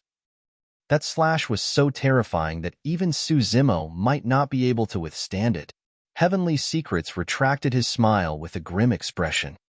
He had not expected that his bewitchment would force out the most terrifying Azura. Slapping his storage bag with his left hand, Heavenly Secrets took out a protection talisman and tore it apart instantly, forming a defensive barrier around him. At the same time, he changed his hand seals repeatedly. Mystic Firmament Dharmic Robe, Mystic Firmament Mirror. Suddenly, a set of clothes that flowed with Dharmic powers appeared on Heavenly Secrets' body and shone with a mysterious glow. An ancient mirror appeared in his right hand and blocked the black light that descended from midair. In the blink of an eye, Heavenly Secrets released 3 defensive methods. Snap. The Mystic Firmament Mirror was the first to shatter. Under normal circumstances, this Mystic Firmament Mirror could reflect attacks. However, the power of Yin Beichen's slash was way too terrifying. The saber intent that was fused with the 2 fiend techniques of the Hatred Sutra and Azura Sutra was something that even the Mystic Firmament Mirror could not defend against and shattered instantly. Right after was the defensive barrier formed by the protection talisman. The true form of the Hatred Fiend saber did not even manage to slash the barrier. The black light that burst forth was enough to slice the barrier into 2. Boom! Thereafter, a loud bang sounded when the black light struck the Mystic Firmament Dharmic robe heavily. The Mystic Firmament Dharmic powers shattered, and the true form of the Hatred Fiend saber appeared. However, that slash did not slice Heavenly Secrets into 2. Instead, it met with immense resistance. Bang! Heavenly Secrets smashed heavily onto the ground, but he struggled to stand up before long. He was covered in dust, and his face was pale as blood oozed from the corner of his mouth. Heavenly Secrets' robes were already torn by the Hatred Fiend saber, and his inner armor was exposed. This was a defensive Khanate mighty figure Dharmic weapon and was extremely precious. Previously, Heavenly Secrets suffered a loss at Heaven and Earth Valley. Ever since he returned, he wore this inner armor. Today, it saved his life. In order to defend against the Azura's slash, Heavenly Secrets had to use 4 defensive methods. Crack, crack, crack. Right then, a jarring sound echoed from the inner armor. Heavenly Secrets lowered his head. A crack appeared on the inner armor and split it into 2. The light of the inner armor dimmed rapidly. Swoosh! The inner armor fell off from Heavenly Secrets and was completely crippled. The crowd fell into an uproar. That slash destroyed a Khanate mighty figure Dharmic weapon. Well. Heavenly Secrets nodded slowly, as expected of the weapon of the Fiend Emperor Hatred. To think that it would possess such sharpness even after being sealed for so many years. However, Azura, can you still release a saber intent as such? Heavenly Secrets sneered. The combination of the 2 saber intents was not inferior to the thousands of heaven-slaying sword chi that Su Zimo released instantly. It took a huge toll on his essence spirit. It was impossible for him to release a second slash within a short period of time. Heavenly Secrets had long seen through Yin Beichen's facade and smiled. Azura, you won't be able to hold on for much longer. That slash had already expended everything you have. When Yin Beichen arrived before Enigma Palace, he was trapped in the exquisite killing formation and nearly died. By the time he came out, he was already covered in injuries. However, he did not recuperate at all and fought against Heavenly Secrets with his injured body. Up till this point of the battle, his injuries had worsened. The only thing that kept him on was a strong determination and hatred. Of course, Heavenly Secrets' situation was also terrible. Yin Beichen pursed his lips without saying anything and continued charging over. His footsteps were already staggered, but his gaze was fixed on Heavenly Secrets without shifting at all. Heavenly Secrets held his folding fan. The 2 of them fought once more. Blood splattered everywhere as the figures intertwined. Yin Beichen was fighting with his life and wanted to kill Heavenly Secrets even at the risk of being severely injured. This method of fighting restricted Heavenly Secrets. His folding fan smashed towards Yin Beichen's head. However, Yin Beichen did not even look or defend. Instead, he slashed in reverse towards Heavenly Secrets' glabella. In less than a dozen breaths, Yin Beichen gained the advantage once more. However, the two of them had expended too much of their stamina, Dharmic powers and blood chi up till this point of the battle and were left with almost nothing. This battle was no longer just about technique and strength. Instead, it was a competition of psychology and willpower. Nobody knew who the eventual victor would be until the final moment. The two figures crossed once more. Heavenly Secrets' folding fan smashed Yin Beichen's arm. Yin Beichen's hatred fiend saber sliced a gigantic wound on Heavenly Secrets' chest with fresh blood. Heavenly Secrets' expression was already extremely terrible. The wound caused by the hatred fiend saber was extremely difficult to heal. Furthermore, it possessed the hatred fiend chi and was destroying his body continuously. If this continued, there was a high chance he would fall first. Gripping the hatred fiend saber in his right hand, Yin Beichen used it as a walking stick and limped towards Heavenly Secrets.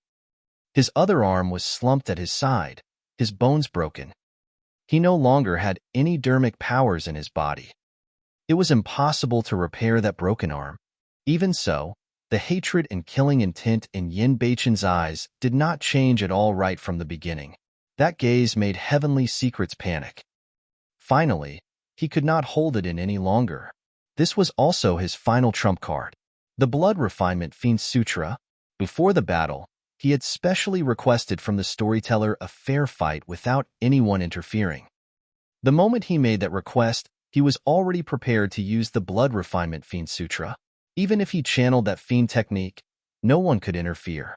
Although not many people died before Enigma Palace, the refinement of that bloodline was enough for him to recover to his peak condition within a short period of time.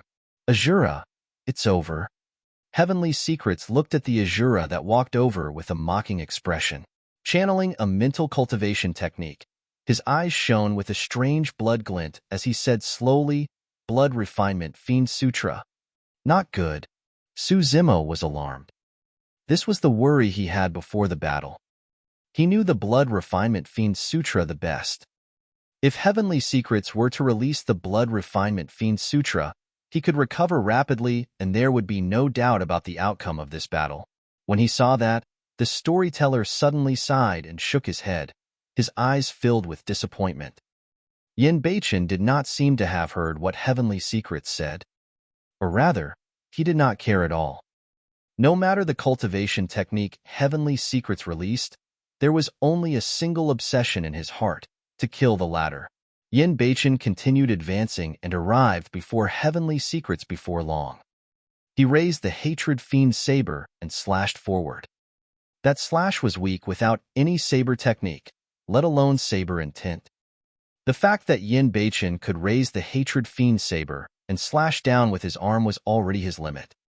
At that moment, Heavenly Secrets' expression changed starkly as though he was rooted on the spot.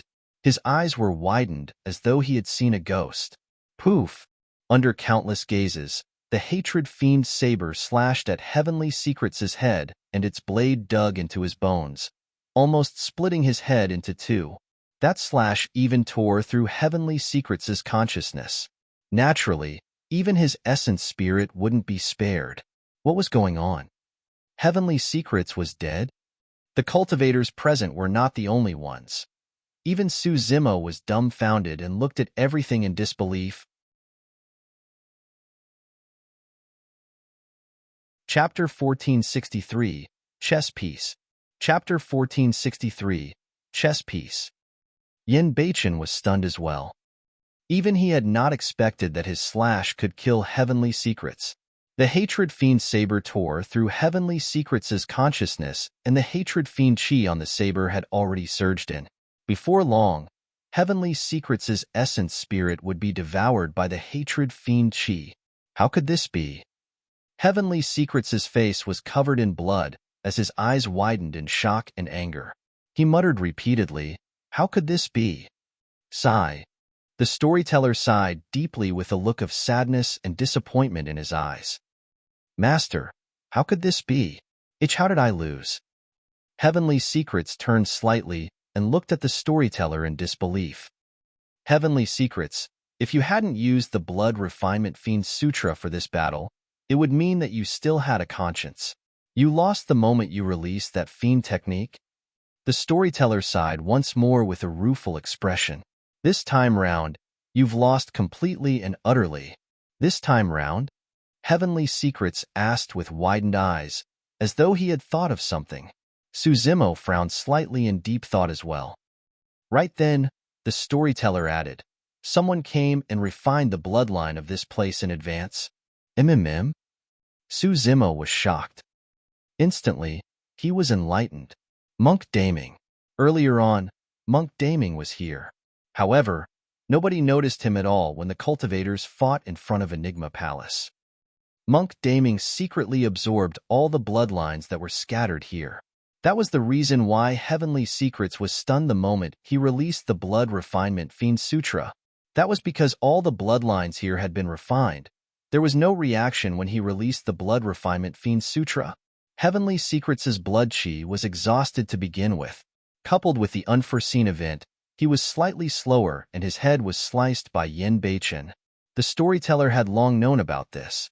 Therefore, he knew the outcome the moment Heavenly Secrets used the Blood Refinement Fiend Sutra. The fact that the storyteller did not capture Monk Daming meant that the latter had already left silently before the storyteller descended. Nobody discovered him throughout the entire process. If the storyteller had not pointed it out, even Suzimo would not have noticed it. Suddenly, Suzimo thought of something. Back on Six Stars Mountain, Monk Daming once told him that Enigma Palace might be able to dispel his killing badge. Suzimo was wary towards Monk Daming. When Monk Daming said that, Suzimo had this feeling that Monk Daming had another motive. Later on, Monk Daming said that Yin Beichen wanted to come to Enigma Palace to take revenge on Heavenly Secrets. Without much thought, Suzimo headed straight for Enigma Palace. To think that in the end, he would still become a chess piece of Monk Daming. Most importantly, even if Suzimo knew that Monk Daming was making use of him, he had to come to Enigma Palace. Be it for Lin Xuanji or Yin Beichen, he had to make the trip to Enigma Palace. However, once he arrived at Enigma Palace, he would be made use of by Monk Daming. Such methods were truly many times more brilliant than Heavenly Secrets. However, Suzimo was still puzzled. If Monk Daming merely wanted to refine bloodlines, was there a need to take the risk to refine it at Enigma Palace? A Mahayana Patriarch was alarmed this time round. There was also the storyteller who was highly likely an emperor. Once Monk Daming's tracks were exposed, it would be difficult for him to escape unscathed. Furthermore, there were not many cultivators who truly died in this battle. Most of them were merely severely injured. As such, there were not many bloodlines. Monk Daming was so cautious. Could he have set up such a trap just to refine that bit of bloodline? It's him. Right then, Heavenly Secrets suddenly roared in a hysterical manner. Blood was still flowing down Heavenly Secrets' face. When he heard that, his features were contorted with a menacing expression that was extremely terrifying. Suzimo sighed internally as he looked at Heavenly Secrets. As the disciple of the storyteller, Heavenly Secrets planned everything and devised strategies almost flawlessly. Unfortunately, by some freak accident, Suzimo and the others released Monk Daming in this generation. In the Battle of Heaven and Earth Valley, Heavenly Secrets paved the path for Monk Daming and the latter benefited immensely. This time round, Heavenly Secrets was defeated once more. He lost his life in this defeat. Come out. Heavenly Secrets surveyed his surroundings and roared, completely losing his mind. Come out. I want to see who you are. At that moment, Heavenly Secrets looked a little pitiful and tragic. He had already lost before Monk Daming even appeared. He lost twice. He had lost completely and tragically. Most importantly, right from the beginning, Heavenly Secrets did not know who he had lost to. In fact, he did not even know if the person who schemed against him twice in a row was a man or woman, what sect or faction he or she was from, or what he or she looked like. For someone who thought that he was extremely smart and was in control of everything, how much of a blow was that? He left a long time ago. The storyteller shook his head and sighed in disappointment. Left. Heavenly Secrets grinned and fresh blood continued flowing down his cheeks. He murmured twice and suddenly laughed in a deranged manner with a tragic expression. Foo-foo, ha ha ha ha. Heavenly Secrets' gaze landed on Su Zimo and the others as he smiled sinisterly. Chess pieces. You're all chess pieces. Even though he's so powerful, he's nothing but a chess piece for someone else as well. Him. You. All of you. He pointed at Su Zimo, Yen Beichen, and even the Storyteller and grinned. None of you can escape. Your fates have long been decided. Ha ha ha. Yen Beichen could not listen to it any longer. After resting for a while, he recovered some strength and slashed once more, splitting Heavenly Secrets' head into two. Heavenly Secrets' laughter stopped abruptly. His essence spirit was also shattered by the Hatred Fiend Saber and was destroyed on the spot. Thump! Heavenly Secrets' corpse fell heavily in a pool of blood. However, his laughter seemed to echo in everyone's ears for a long time without dissipating. It was unsettling and sent shivers down their spines. The Storyteller closed his eyes, seemingly unable to bear it. No matter what, Heavenly Secrets was his disciple after all.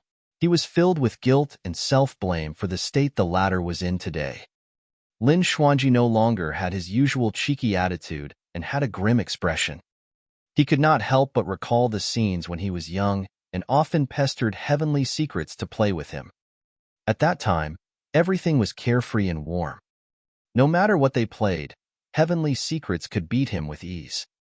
Even in terms of cultivation realm, Heavenly Secrets was far superior to him and had entered the conjoint body realm long ago.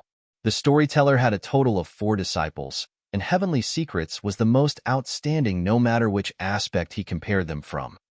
To think that he would die in front of Enigma Palace today. Pianran, did you see that? The indignance in Yen Beichen's heart was instantly relieved after Heavenly Secrets was killed. He knelt down and looked up into the skies, saying in a daze, I've killed all the enemies who murdered you. I didn't let any of them off. Pianran, don't worry. I'll accompany you very soon, very soon. After saying that, Yen Beichen could no longer hold on and fell to the ground with a thud, unconscious. He was already exhausted and covered in injuries. The reason why he could last till now was all because of Heavenly Secrets. Now that Heavenly Secrets was executed, he could not hold on either and fainted. Chapter 1464, Gift Bow. Chapter 1464, Gift Bow. Brother Yin. Worried, Su Zimo arrived beside Yen Beichen in a flash and took out a few elixirs from his storage bag, stuffing them into Yen Beichen's mouth forcefully. The Storyteller tapped his finger gently, and a divine light entered Yen Beichen's body. Yen Beichen's injuries stabilized rapidly. He's fine, merely severely injured. Now that he got his revenge, the tension in his mind was released, and thus he was temporarily knocked out. The Storyteller said, given his bloodline, he only needs to recuperate for a few days and will recover mostly. Unless he commits suicide, it's difficult for the successor of the Fiend Emperor Hatred to die. His injuries are not external, but internal, the Storyteller said meaningfully. Su Zimo understood. Yen Beichen's true injury was in his heart. Initially, he felt extremely guilty and remorseful. Living in pain every day, the only thing that supported him to survive was revenge. Now that Yen Beichen had taken his revenge and lost his obsession, there was a high chance that he would commit suicide like the Fiend Emperor Hatred. In a while, stay in Enigma Palace for a few days with him. The Storyteller said, you can try and talk sense into him when he's awake. Thank you, Senior. Su Zimo expressed his thanks hurriedly. Today, Yen Beichen charged into Enigma Palace and even killed half-martial ancestors of Enigma Palace. However, instead of blaming Yen Beichen, the Storyteller retained him. His bearing and magnanimity was something that the other cultivators of Enigma Palace could not compare to. Half-martial ancestor Qing Zhe frowned and took a step forward, as though he wanted to say something. Patriarch Qing Cheng glared at him and shook his head gently. Half-martial ancestor Qing Zhe was alarmed and retreated hurriedly. Su Zimo supported Yen Beichen up first, and handed him to Mingzhan to take care of. He then came before the storyteller and bowed deeply. I was rude today and barged into Enigma Palace, fighting all the cultivators here. Please forgive me, Senior. It's nothing much. There's a reason for it, so you're not to blame. The storyteller did not have any intention of blaming him. Instead, he smiled and said, "Furthermore, you've already been very restrained compared to the battle at Heaven and Earth Valley. Actually, not many people had truly died up till this point of the battle. Even for some half-martial ancestors of Enigma Palace who were severely injured, only their physical bodies were destroyed. Their essence spirits managed to escape. Given Su Zimo's capabilities, it would be extremely easy for him to kill their essence spirits." Although the storyteller was not present, he seemed to have seen through everything. He knew in his heart that if Su Zimo were to truly start a massacre, there would be rivers of blood in front of Enigma Palace. Su Zimo handed the Dharmic breaking bow over. "This is a treasure of Enigma Palace. Since today's matter has been resolved, I'll return it to its owner." The storyteller glanced at it indifferently and said, "Since you snatched this bow, take it." "Ah." Su Zimo froze for a moment. This Dharmic bow was one of the unique treasures, and its terrifying might was revealed earlier on. In his hands, the power was even more shocking. The storyteller had given him such a great treasure casually. How can that do? Finally, half-martial ancestor Qing Zhe could not help but say, "This Dharmic breaking bow is an ancient unique treasure and one of the great treasures of Enigma Palace. How can we give it to outsiders casually?" "You still have the cheek to say that?" The storyteller sneered. "Since you can't even protect the Dharmic breaking bow and let someone snatch it away, it proves that the bow is nothing in your hands. You might as well give it to someone else. Even if it's given to others, it can't be desolate, Marshal." Half-martial ancestor Qing Zhe's face flushed red as he argued, "Desolate Marshal just killed a conjoint body mighty figure of our palace and severely injured several half-martial ancestor experts. If we give him the Dharmic breaking bow, wouldn't the cultivators of the palace be disheartened?" "Disheartened?" The storyteller sneered once more. "What's more disheartening than having an incapable palace lord who can't differentiate between right and wrong?" Half-martial ancestor Qing Zhe shuddered. The storyteller's gaze landed on half-martial ancestor Qing Zhe and the others as he said coldly, "You guys are truly promising. The outcome of a group of you discussing was to join forces with the primordial races. That's akin to asking a tiger for its skin. A primordial taboo is a reason for you guys to join forces with the primordial races. You guys have truly forgotten about your roots. Damn it." The storyteller's tone was extremely stern, and his gaze eventually landed on half-martial ancestor Qing Zhe. "Qing Zhe, you're useless and can't tell between right from wrong, twisting the facts. From this day forth, you shall relinquish your position as the palace lord and reflect on your mistakes on your own. Without my orders, you're not to come out of seclusion." The crowd fell into an uproar. Nobody expected that the position of the palace lord of Enigma Palace of half-martial ancestor Qing Zhe would be removed because of this battle. That punishment was extremely severe. Isn't this punishment a little overboard? Patriarch Qing Cheng frowned slightly and whispered, "How can we blame this on fellow Taoist Qing Zhe?" Half-martial ancestor Qian Tian stood out and looked at the storyteller. "Although you're this generation's storyteller of Enigma Palace and have an extraordinary status, you can't be so unreasonable, right?" Su Zimo's heart stirred. From the tone of half-martial ancestor Qian Tian, it seemed like the status of being a storyteller was far from simple. Half-martial ancestor Divine Turtle Dove nodded as well. "Desolate Marshal and the others attacked our sect today and demanded for one of ours. We had no choice but to fight. No matter what, for today's matter, Desolate Marshal and the others were the ones who were rude first." "Foo-foo," the storyteller sneered. "I've been playing with the mortal world and haven't returned to the palace for a long time. I've got to thank Desolate Marshal this time round. If not for their antics, I wouldn't have known that Enigma Palace would have been reduced to such a state." Enigma Palace sure is a motley place right now. All sorts of troublemakers have popped out for this battle. There was a cold killing intent in the storyteller's tone, Both half-martial ancestor Qian Tian and half-martial ancestor Divine Turtle Dove felt guilty, and their gazes flickered. They no longer argued and remained silent. That's not all. The storyteller's expression was cold, and he no longer had the cheeky attitude from earlier on as he said slowly, "That girl is the successor of founder Master Ling Long. Even I won't hurt her. Yet, you guys tried to kill her?" Half-martial ancestor Qing Zhe, half-martial ancestor Li Hong, and the others lowered their heads and did not dare to speak. Indeed, they were in the wrong for this matter. After obtaining Fairy Ling Long's inheritance, Demoness Ji's status was even nobler than the Palace Lord of Enigma Palace. Nobody from Enigma Palace could hurt her. Their attack was equivalent to the greatest disrespect to founder Master Ling Long. Demoness Ji had a ball of pent-up anger in her heart. Now that she heard the storyteller's words, her anger vanished instantly as she could not help but laugh. Bowing to the storyteller, she said, "Senior, thank you for helping me vent my anger." "It's nothing." The storyteller waved it off. "Senior, I'm fine. Let's forget about today's matter." Demoness Ji did not want to sow grudges with most of the experts of Enigma Palace over such a small matter either. "No worries." The storyteller shook his head. "Today's matter isn't over yet." The old storyteller's gaze landed on half-martial ancestor Qian Tian and half-martial ancestor Divine Turtle Dove as he asked coldly, "When did you guys learn the Blood Refinement Fiend Sutra, huh?"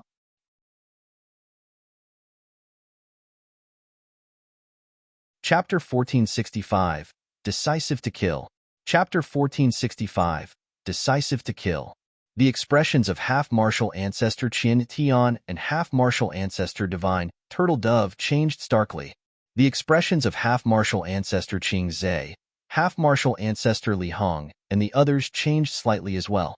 All of them turned to look at the two half-martial ancestors in disbelief.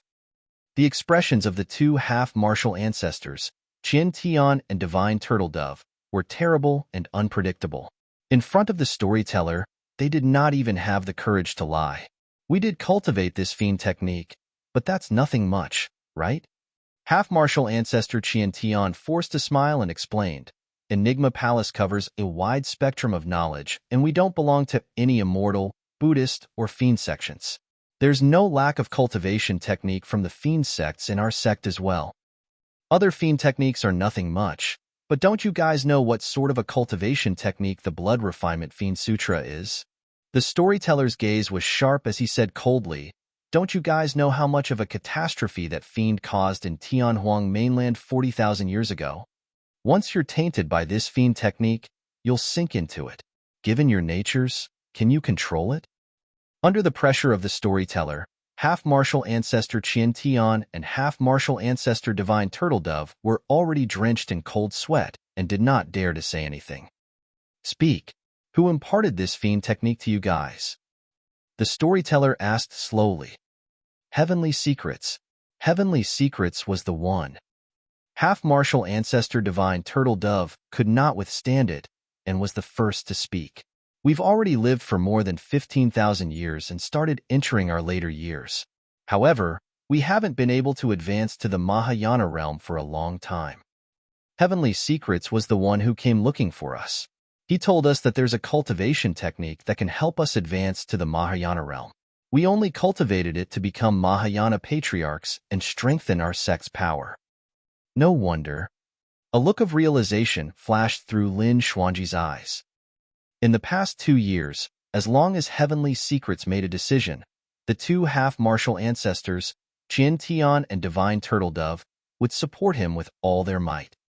Even when they joined forces with the primordial races to imprison Lin Xuanji, these two half-martial ancestors were the first to stand on the side of Heavenly Secrets.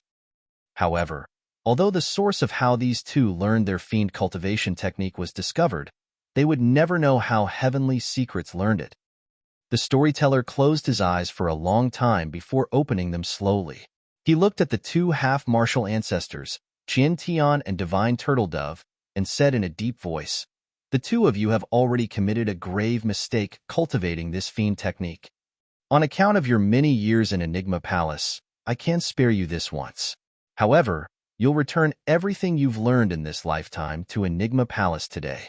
From now on, you can be mortals and stop cultivating. Half-Martial Ancestor Qian Tian and Half-Martial Ancestor Divine Turtledove were shocked. To be mortals. The storyteller meant that he was going to cripple their cultivations. Both of them lowered their heads slightly, and a strange blood glint flashed through the depths of their eyes. All of a sudden, a gigantic blood mist burst forth from the two of them, and they turned into two blood lights that fled in two different directions. The speed of the blood lights was way too fast. Almost instantly, they were 500 kilometers away. This was blood escape from the Blood Refinement Fiend Sutra. Patriarch Qingcheng frowned and extended his palm, grabbing towards Half-Martial Ancestor Qiantian. Swoosh! His palm brushed past the bloodlight. Even when a Patriarch attacked, he was a tad slower. The speed of the blood escape technique released by Half-Martial Ancestors after burning their bloodlines was indeed terrifying. By the time Patriarch Qingcheng reacted, the two of them had already fled to the horizons. Ha ha ha ha. Half-Martial Ancestor Qian Tian's laughter sounded. Storyteller Old Dog, we've worked in Enigma Palace for many years. Even if we didn't contribute, we did our best. Yet, you want to cripple our cultivations with just a few words? Once the two of us escape today, the world will be vast. Old Dog, you'll regret this sooner or later. The day we become patriarchs will be the day we make a comeback. Ha ha ha ha. Both of them laughed wantonly. The storyteller was expressionless and did not move. Suddenly, he reached out with both palms and yanked in the direction where the two of them were escaping. The feeling was as though he was trying to pull the two half-martial ancestors back from 500 kilometers away. A strange power spread. Although there was no deafening commotion, the two figures that were about to disappear into the horizon gradually became clearer in front of the crowd. Half-Martial Ancestor Qian Tian and Half-Martial Ancestor Divine Turtledove were still releasing blood escape without slowing down at all. However, the distance between the two of them and the storyteller was shrinking continuously. Although it was clearly in the opposite direction, the more they fled, the closer they were to the storyteller. Pissed, the cultivators gasped. That method had already surpassed everyone's understanding. Is that a divine power? Su Zimo murmured softly. Before long, Half-Martial Ancestor Qian Tian and Half-Martial Ancestor Divine Turtledove were dragged back by the storyteller who was 500 kilometers away. Under the gaze of the storyteller, the two Half-Martial Ancestors were horrified and were still escaping frantically. However, no matter how much strength they exerted, they were only getting closer to the storyteller, and they returned to Enigma Palace before long. This time round, both of them were truly scared out of their wits. Please, spare our lives. Half-Martial Ancestor Qian Tian and Half-Martial Ancestor Divine Turtledove knelt with a thud and said incoherently with pale faces. I could have spared your lives earlier on. The storyteller shook his head slowly. But I can't do it now. The moment he said that, the storyteller did not give the two half-martial ancestors a chance to explain and extended his palm, slashing in front of them like a saber. The heads of the two half-martial ancestors seemed to have been sliced into two by some divine weapon as blood gushed out and their essence spirits were destroyed on the spot. Two half-martial ancestors of Enigma Palace were dead. All the cultivators in the world were silent. A half-martial ancestor expert was almost a peak existence in the cultivation world. However, in the hands of the storyteller, two of them were killed casually as though ants were being crushed. Every cultivator of Enigma Palace looked at the storyteller with reverence in their eyes. Su Zimo sighed internally. For the matter of heavenly secrets, the storyteller was slightly hesitant and even gave the former a chance in the end. This gave everyone the illusion that the storyteller was benevolent. However, in reality, the reason why the storyteller was so hesitant was because Heavenly Secrets was his disciple. How could he sever the many years of relationship between master and disciple within a short period of time? However, later on, the storyteller completely displayed his decisiveness to kill. With a few words, he removed the Palace Lord of Enigma Palace. He killed 2 half-martial ancestors with a thunderous might. He did not hesitate at all. His attack had stunned everyone in Enigma Palace. Bury the 2 of them.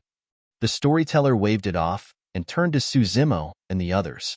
It's all thanks to you guys that Enigma Palace is able to get rid of this huge problem today. You're making things sound too serious, Senior. Suzimo said hurriedly. If you're free, why don't you rest for a few days at Enigma Palace? The storyteller said. At the same time, Xuanji can take you guys around. All right, thank you, Senior. Suzimo cupped his fists. Yin Beichen was unconscious and could recuperate in Enigma Palace for a few days. At the same time, he could find an opportunity to ask about the killing badge of the Bloodvine race.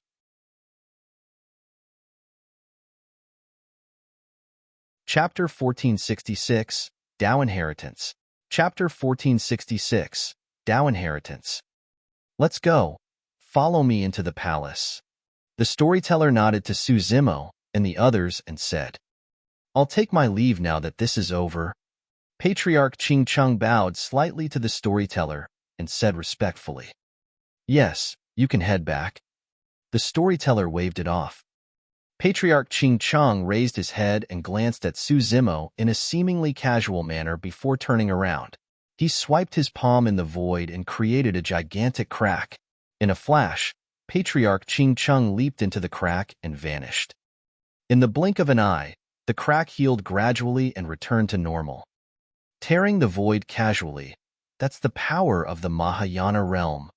The storyteller explained, if one can advance to the Mahayana realm and become a patriarch, they can tear through the void at any moment and cross 5,000 kilometers. Suzimo nodded, still thinking about the way Patriarch Qing Cheng looked at him before departing. There was hostility in that gaze. Because of Suzimo, half-martial ancestor Qing Zhe's status as the palace lord was relinquished. Even Patriarch Qing Cheng was lectured by the storyteller and lost his dignity. Although he said nothing, he definitely felt resentment in his heart. Suzimo glanced at the storyteller again. Back in the capital of Great Zhou, he had already met this old man. However, who would have thought that this secular old man would possess such a powerful identity and status? Even Mahayana patriarchs had to bow down before him. Senior, are you an emperor? Unable to contain his curiosity, Suzimo could not help but ask. The storyteller smiled. Yes, that simple word caused Suzimo and the others' hearts to skip a beat. Even though they had a hunch, when the storyteller actually admitted it, the feeling was entirely different. A legendary emperor was standing right in front of them. Demonist blinked and asked, Senior, what's your title? Typically, emperors had specific titles. For example, the Human Emperor, Saber Emperor, and Thunder Emperor. My title is Mystic, the storyteller said indifferently. Mystic Emperor. Suzimo thought for a moment and asked again, what's the significance of being a storyteller? The storyteller is a special existence in Enigma Palace that is free from the restrictions of Enigma Palace. The storyteller said, the creation of this existence can be traced back to the ancient era. Founder Master Ling Long's disciple was the first-generation storyteller. In every generation, there's only one storyteller.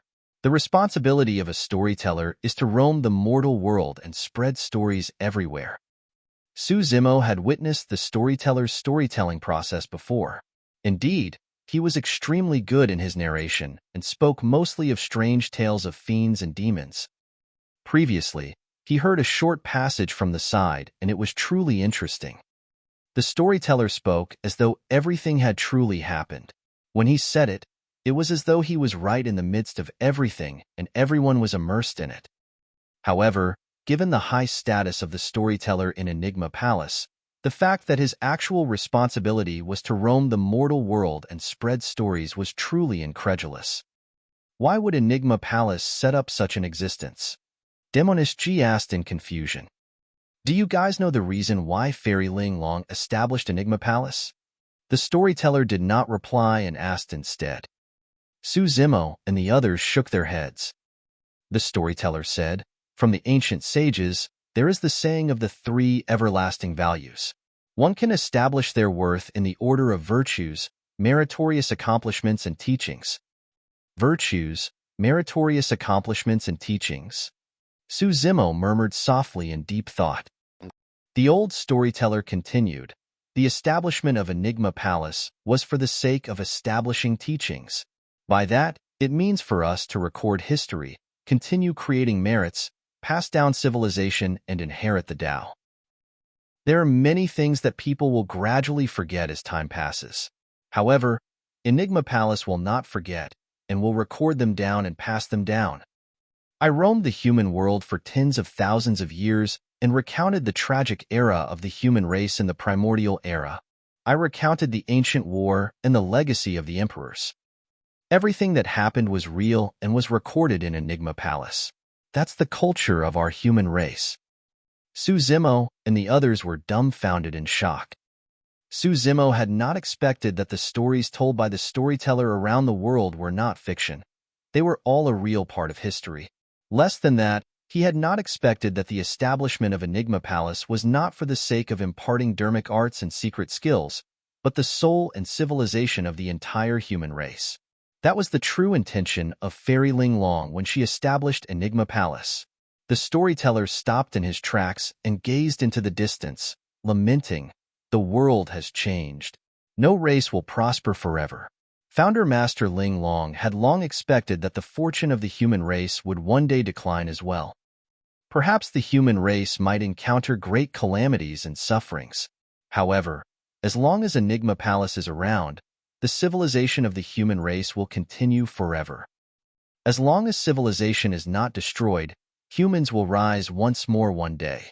One day, humans will welcome the glorious era of the ancient era where multiple emperors rose. At that point, be it Su Zimo, Demoness Ji, or Mingzhan, all of them looked in the direction of Enigma Palace with reverence. Instantly, everyone seemed to have gone against the flow of time and saw that peerless woman from the ancient era who stood on this land. Although Fairy Ling Long was not an emperor, she was worthy of eternal praise. A moment later, Demoness Ji asked again, "Senior, doesn't that mean that Enigma Palace records many things about Tianhuang mainland?" "That's right." The storyteller nodded with a smile. "Senior, what did you mean by the legacy of the emperors?" The storyteller smiled. "For anybody that's conferred an emperor, Enigma Palace would establish a personal legacy for him and retain a record of his legend." "Wow!" Demoness Ji exclaimed and said enviously, "This can truly be considered as leaving one's mark in history." This was an immense honor.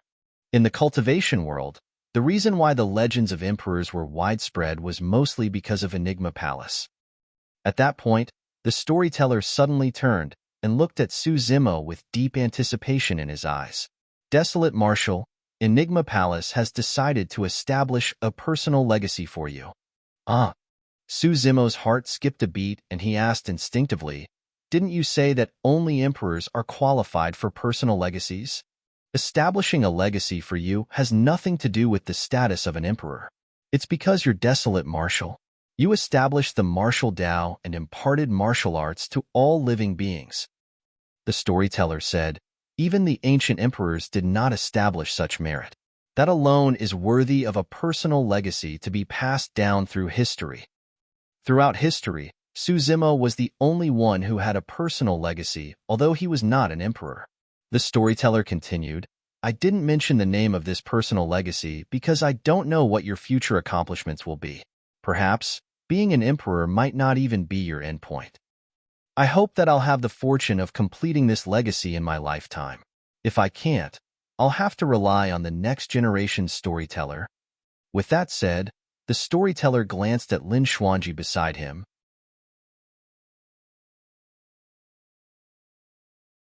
Chapter 1467, Changing the Fate of the Human Race. Chapter 1467, Changing the Fate of the Human Race. Everyone turned to Lin Xuanji. Judging from the meaning of the old man, there was a high chance that the position of the next generation storyteller would be passed down to Lin Xuanji. "Old man, you're in such a good condition. You don't have to rush to tell me these things." Lin Xuanji mumbled, "I'm still young right now and can't take on such a huge responsibility." The storyteller said, Every man has his troubles. Although I can divine everything, I can't divine how long I can live. Some things are better said beforehand. Old man, stop it. That sounds ominous. Lin Xuanji frowned again. Although he was always cheeky and impolite towards the storyteller, the latter was his kin in his heart.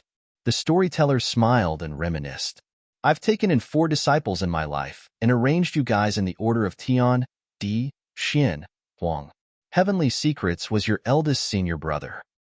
Among the 4 of you, Heavenly Secrets was the most talented and cultivated the fastest. Be it in combat strength or intelligence, he was far superior to you guys. Lin Xuanji nodded.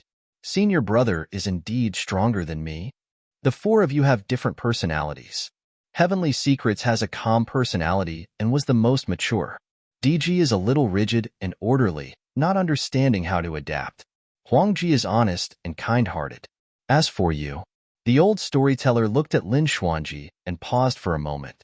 Your personality is the most similar to mine, wild and cynical. Normally speaking, the most suitable successor to inherit the position of storyteller should be Heavenly Secrets. Unfortunately, a moment of neglect from me, and he veered onto the wrong path, resulting in a state of no return. At the mention of Heavenly Secrets, the storyteller's eyes still revealed a hint of sadness. No matter what, Heavenly Secrets was his eldest disciple, and his intelligence, personality, talent, and combat strength far surpassed Lin Xuanji and the other 2. The storyteller had high hopes for Heavenly Secrets as well.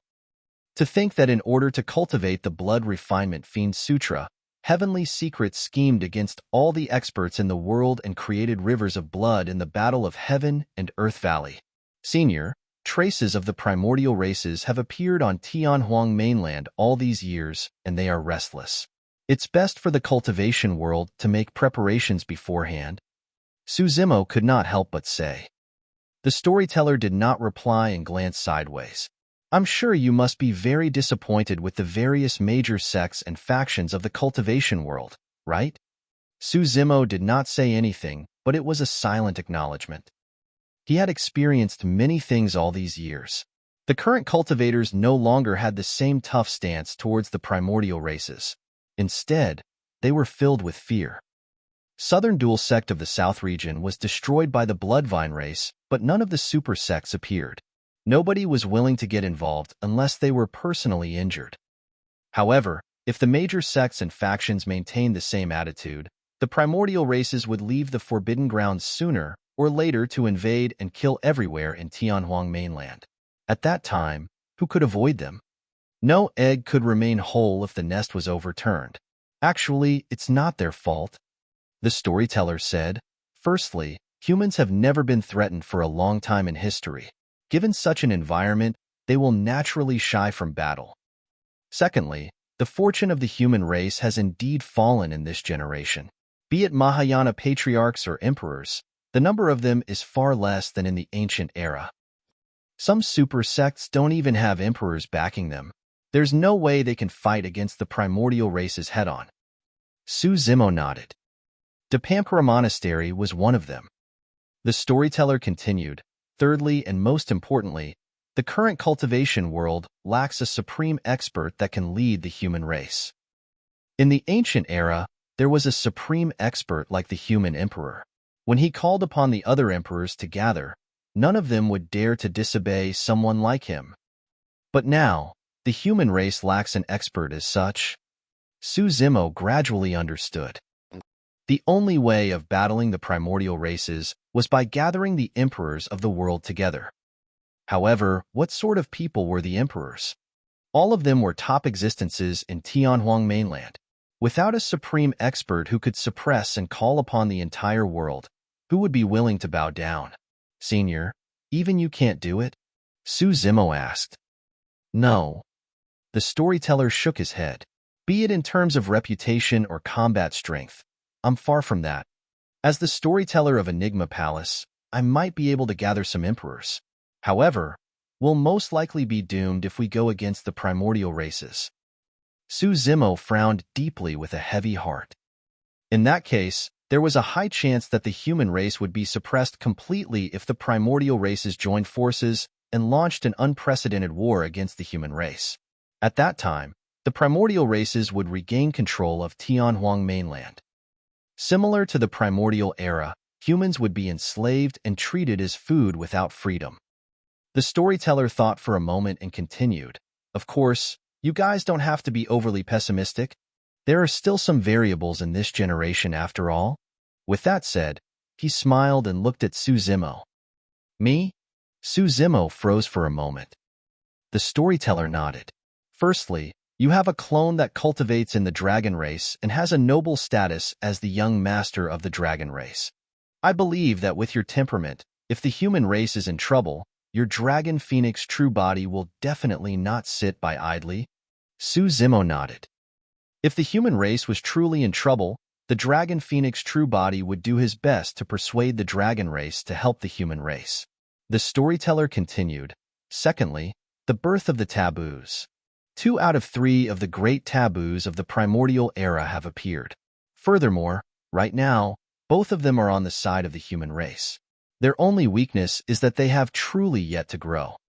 Su Zimo did not reply. Actually, there was a high chance this generation would be an unprecedented situation where 3 primordial taboos were gathered.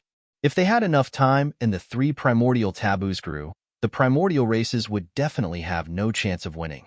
Unfortunately, the primordial races would not give them much time. "There's a third variable." The storyteller looked at Su Zimo and paused for a moment. Su Zimo's heart skipped a beat. Could the storyteller have divined the existence of the martial Dao prime body? Actually, the martial Dao prime body was the greatest variable. After a brief pause, he continued, "The third variable is you. In this generation, the human race lacks a supreme expert that can command the world. Your body has fused perfectly with the creation Green Lotus, and your future accomplishments are unpredictable." At that point, Su Zimo was certain that the storyteller still did not know of the existence of the martial Dao prime body despite his divine powers. "Senior, that's too much to hope for." Su Zimo laughed bitterly. "I've only just entered the conjoint body realm and I'm not even a half-martial ancestor, let alone someone who can command the world and make emperors submit to my orders. That's why it's a variable." The storyteller said, "The battle between the primordial races and humans is inevitable in this generation. If you can grow into a peerless expert before that, the fate of the human race will change because of that. You once altered the fate of all living beings. I hope that you can do the same for humans." Heaven, Earth, black and yellow in meaning. Unlike heavenly secrets, some of the names don't have special meanings when joined together.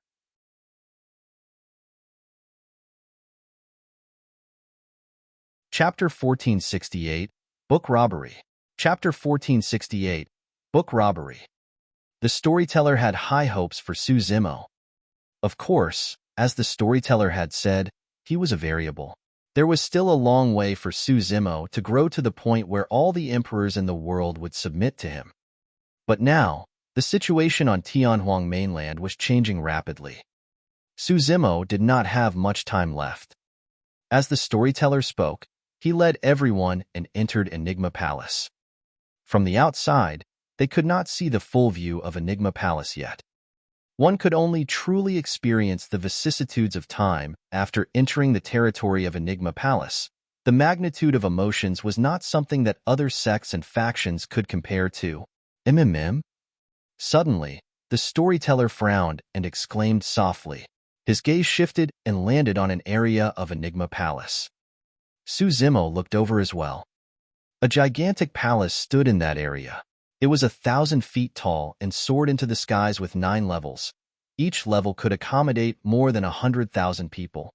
A gigantic word was written on the plaque of the palace, "Library." "What's wrong, old man?" Lin Xuanji asked casually when he saw the odd expression on the storyteller's face. "An outsider has been here." The storyteller's expression darkened slightly, and his words were shocking. "Ah."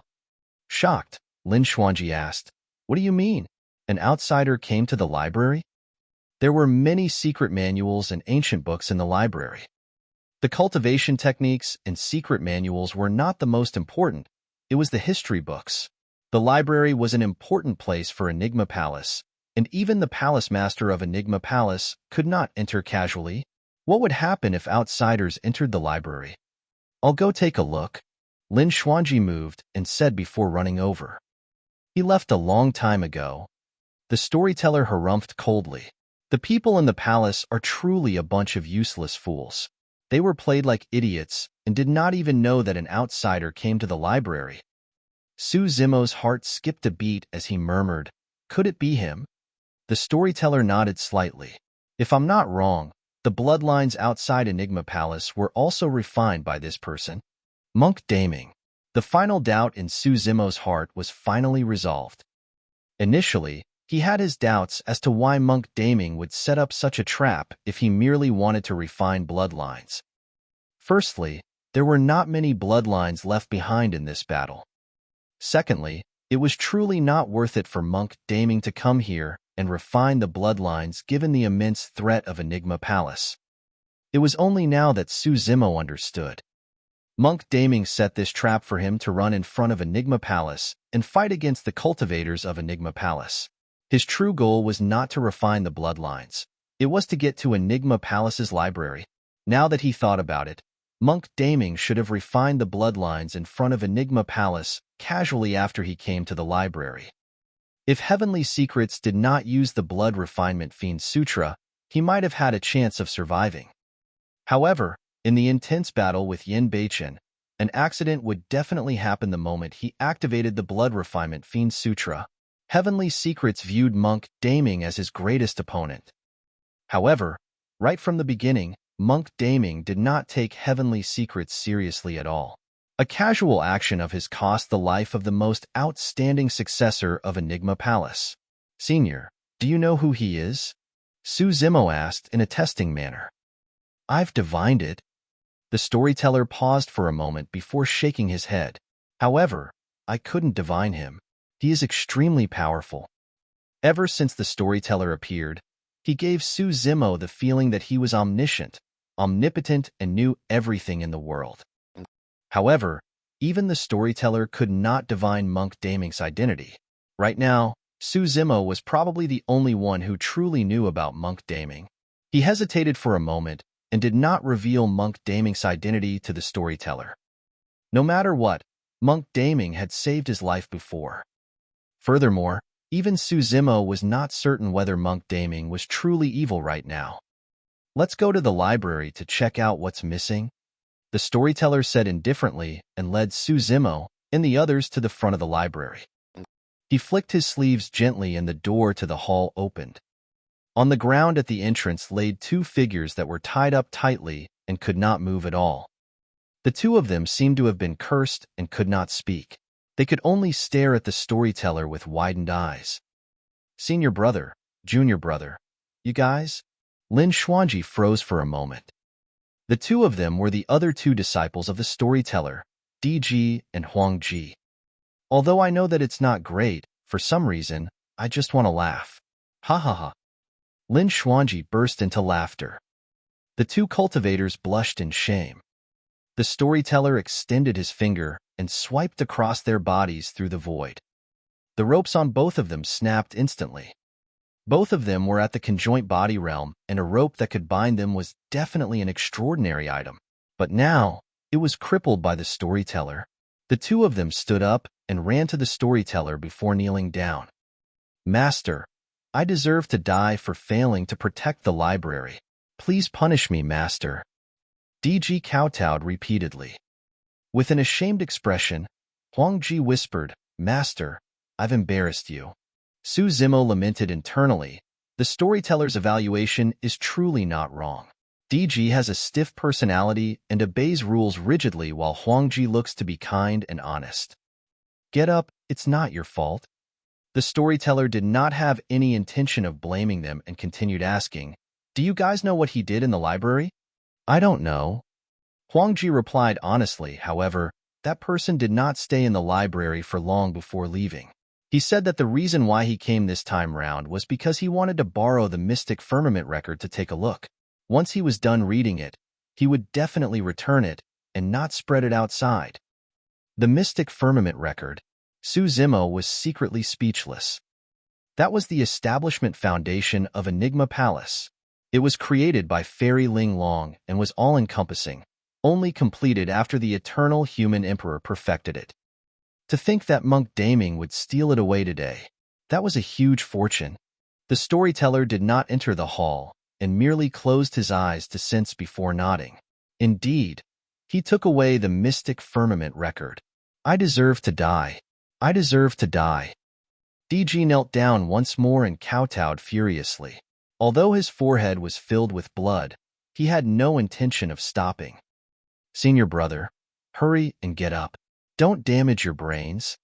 Lin Xuanji hurried forward and pulled DG up forcefully. Fu-fu, the storyteller suddenly laughed. Both DG and Huangji were confused and even wanted to die. They did not know how the storyteller could still smile. That's incredible, the storyteller praised. To think that he could come to Enigma Palace and steal the mystic firmament record.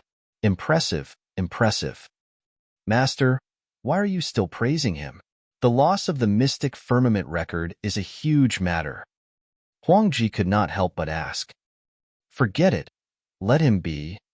The storyteller smiled suavely. That person is rather interesting. He merely said that he's borrowing the book to read. Furthermore, he even promised that he would return it without spreading it.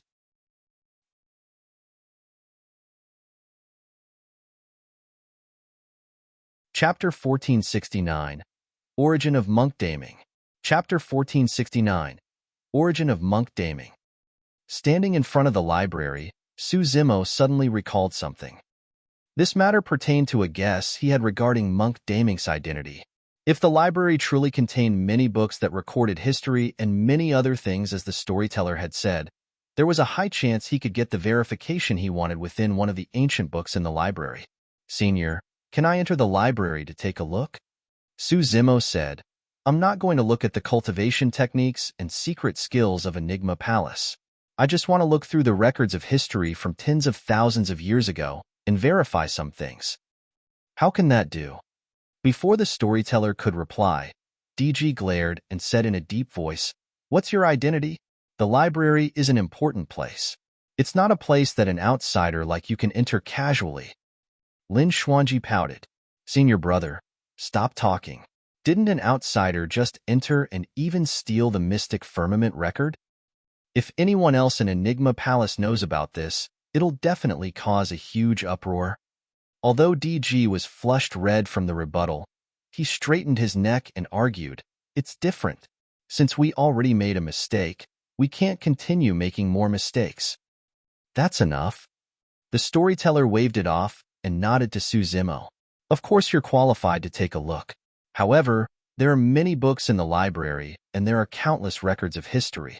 Which year do you want to take a look at? Why don't you say it, and we'll have Xuanji bring you there directly, so that you don't have to spend your energy searching. Around 30,000 to 40,000 years ago, Su Zimo replied ambiguously. All right. The storyteller looked at Lin Xuanji. Take Desolate Martial Inn. He glanced sideways and smiled when he saw Demonist G's curious expression.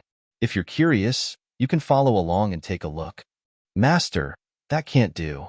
Unable to hold it in, DG stood out once more and said in a deep voice, It's fine if you make an exception once, but how can you do it repeatedly? Where are the rules of the sect? She's the successor of founder Master Ling Long. Do you think she's qualified? The storyteller glared at DG and blew his beard as he asked. With a stunned expression, DG murmured, That means she's qualified. Kid, you're trying to ascend to the heavens, huh? The storyteller pointed at DG's nose and scolded as he smacked the latter's head. You even dare to boss me around now when I'm trying to do something? You even want to talk to me about sect rules? On the other side, Lin Xuanji waved to Su Zimo and Demonist G. Let's go. I'll take you guys in. After being scolded by the storyteller, DG wilted completely and did not even dare to breathe heavily. As for the storyteller, he looked at the backs of Su Zimo and the other two and stroked his long beard, murmuring, something major that happened 30,000 to 40,000 years ago. The battle between the Blood Fiend and Monk Daming? In the library. There was a heavenly piercing stone pillar that required dozens of people to wrap around. It stood in the middle of the hall and connected to the entire library. Around the stone pillar were many ancient books. There were even more ancient books and bamboo scrolls on the walls around the hall. Lin Xuanji was rather familiar with this place and brought Su Zimo and Demoness Ji inside. They only stopped after dozens of steps. Everything that happened around 30,000 to 40,000 years ago is recorded in these ancient books. Take a look. Lin Xuanji pointed to a row of books on the wall. Thank you. Su Zimo expressed his thanks and walked forward, casually picking up an ancient book to browse through. Demoness Ji closed in as well and picked one up to read. After a long time, Demoness Ji was getting impatient. Initially, she came in to take a look out of curiosity. To her surprise, the contents of the report were extremely boring and she lost interest after a casual glance. However, Su Zimo continued browsing, as though he was searching for something. Demoness Ji did not leave either and accompanied him quietly at the side, casually picking up an ancient book to pass time.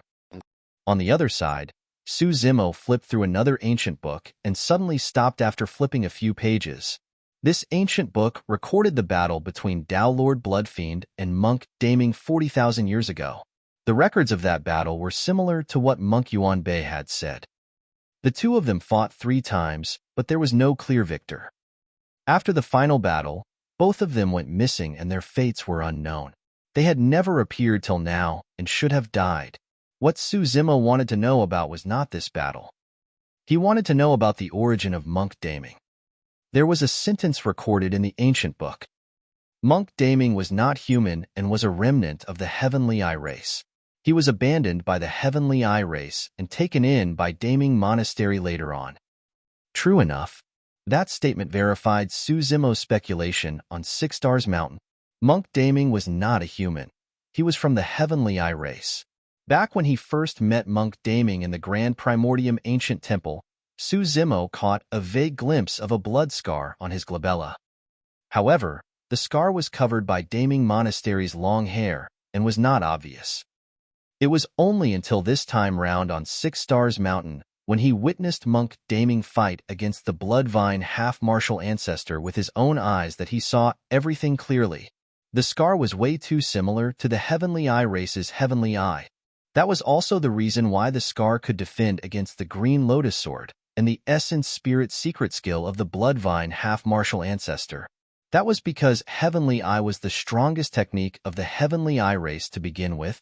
In that case, Monk Daming had yet to truly use his Heavenly Eye trump card. He merely used his Heavenly Eye to defend.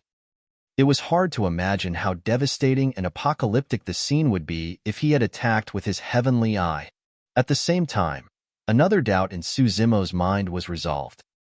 The skeleton in the stone coffin deep underground was Monk Daming.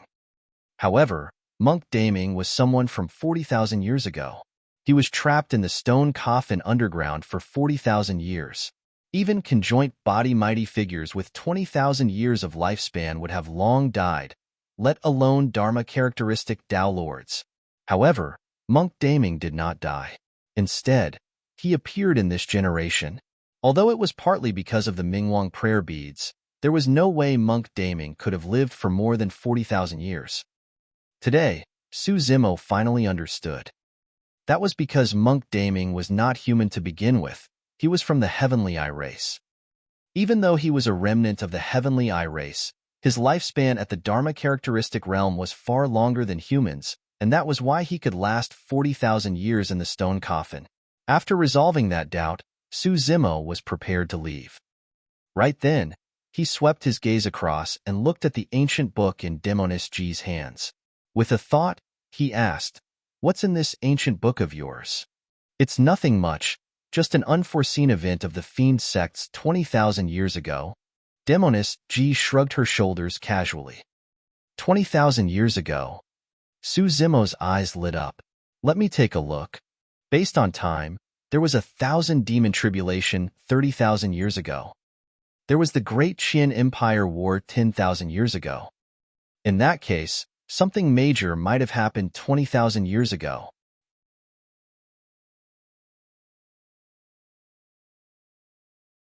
Chapter 1470, Astral Tribulation. Chapter 1470, Astral Tribulation. Back at the bottom of the Dragon Burial Valley, Su Zimo told Monk Yuan Bei and the red-headed ghost about the bloodface in the thousand-year blood sea of Thousand Demon Valley. Thereafter, the red-headed ghost mentioned the Thousand Demon Tribulation. It was said that the battle 30,000 years ago was extremely tragic, and not only were the demons of Thousand Demon Valley involved, even the demons of the other 7 demon regions were implicated. In that battle, countless fiend demons and even demon emperors died. After that battle, the 8 demon regions took huge losses. That was the reason why this battle was known as the Thousand Demon Tribulation. If the appearance of the blood face in the ruins of the Great Qin Empire and the Thousand Demon Tribulation was not a coincidence, in that case, something major might have happened in Tianhuang mainland 20,000 years ago. Su Zimo took the ancient book Demonist Ji handed him and read it. 6 fiend sects? Su Zimo murmured softly. Demonist Ji nodded. Actually, 20,000 years ago, the situation in Tianhuang mainland was divided between the 9 immortal sects, 8 Buddhist monasteries, and 6 fiend sections. Su Zimo knew about the 8 Buddhist monasteries.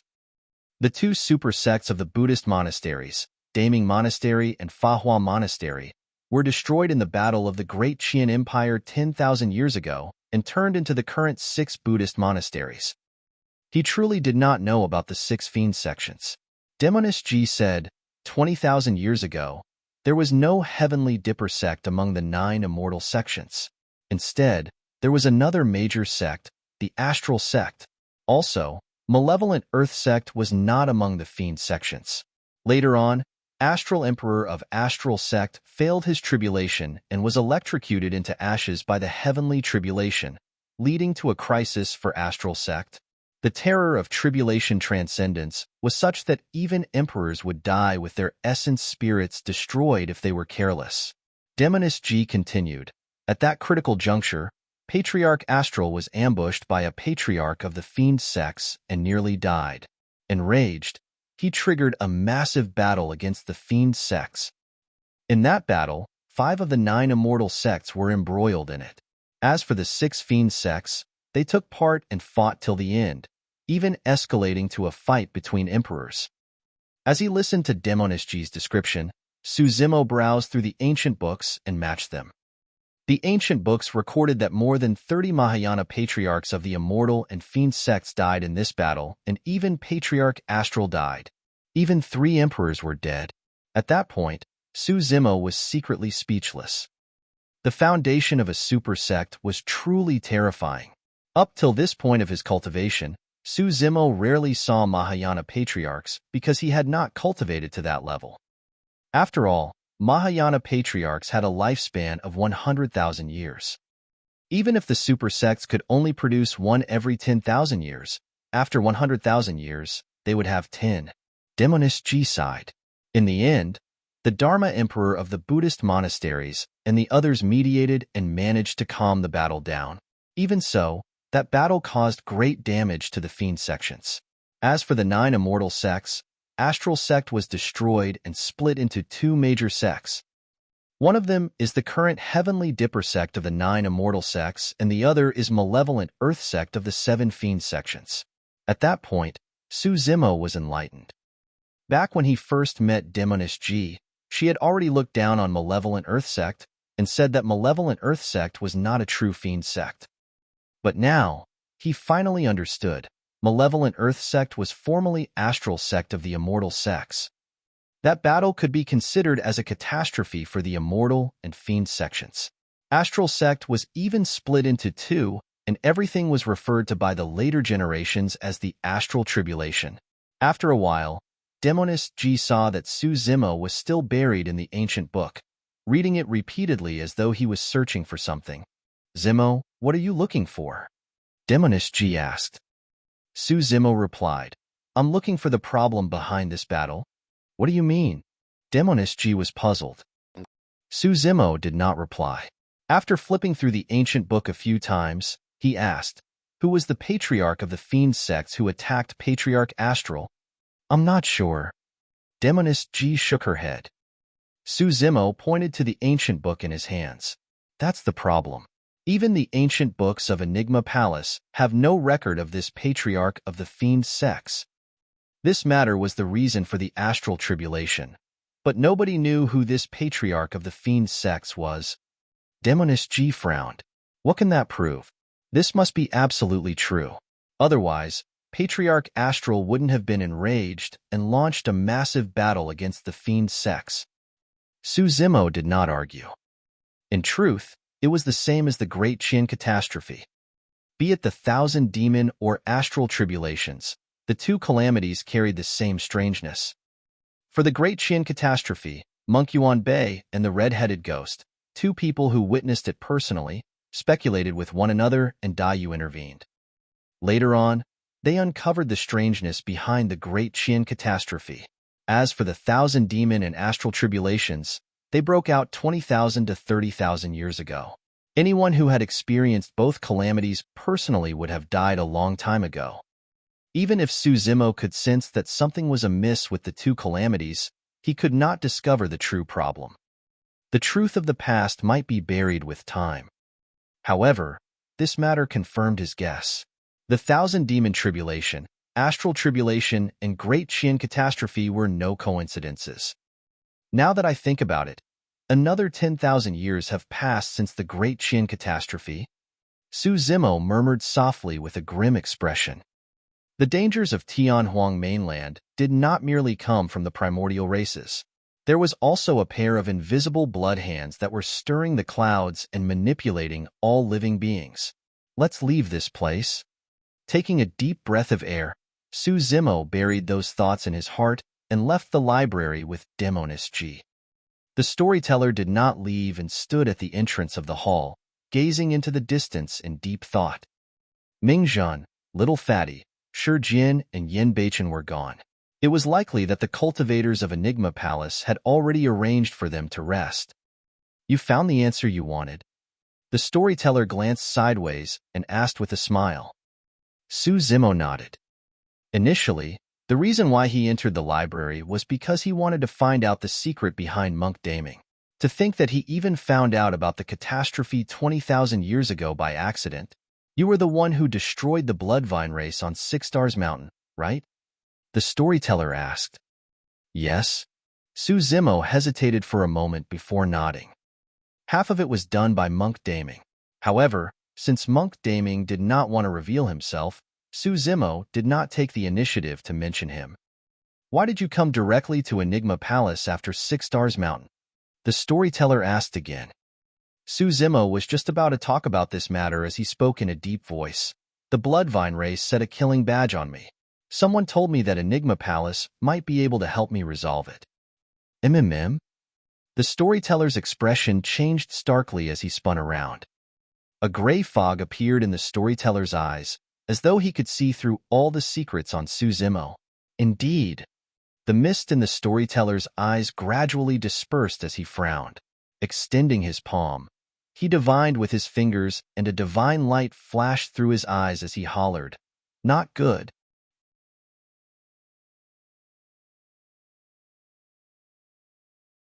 Chapter 1471, Blood Rebirth.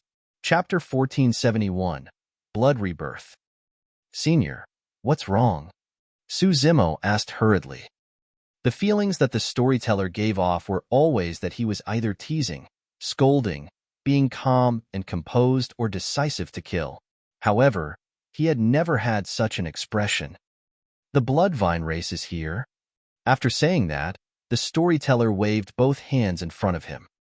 Instantly, a mysterious and powerful might filled the void, blanketing the skies and enveloping the entire Enigma Palace.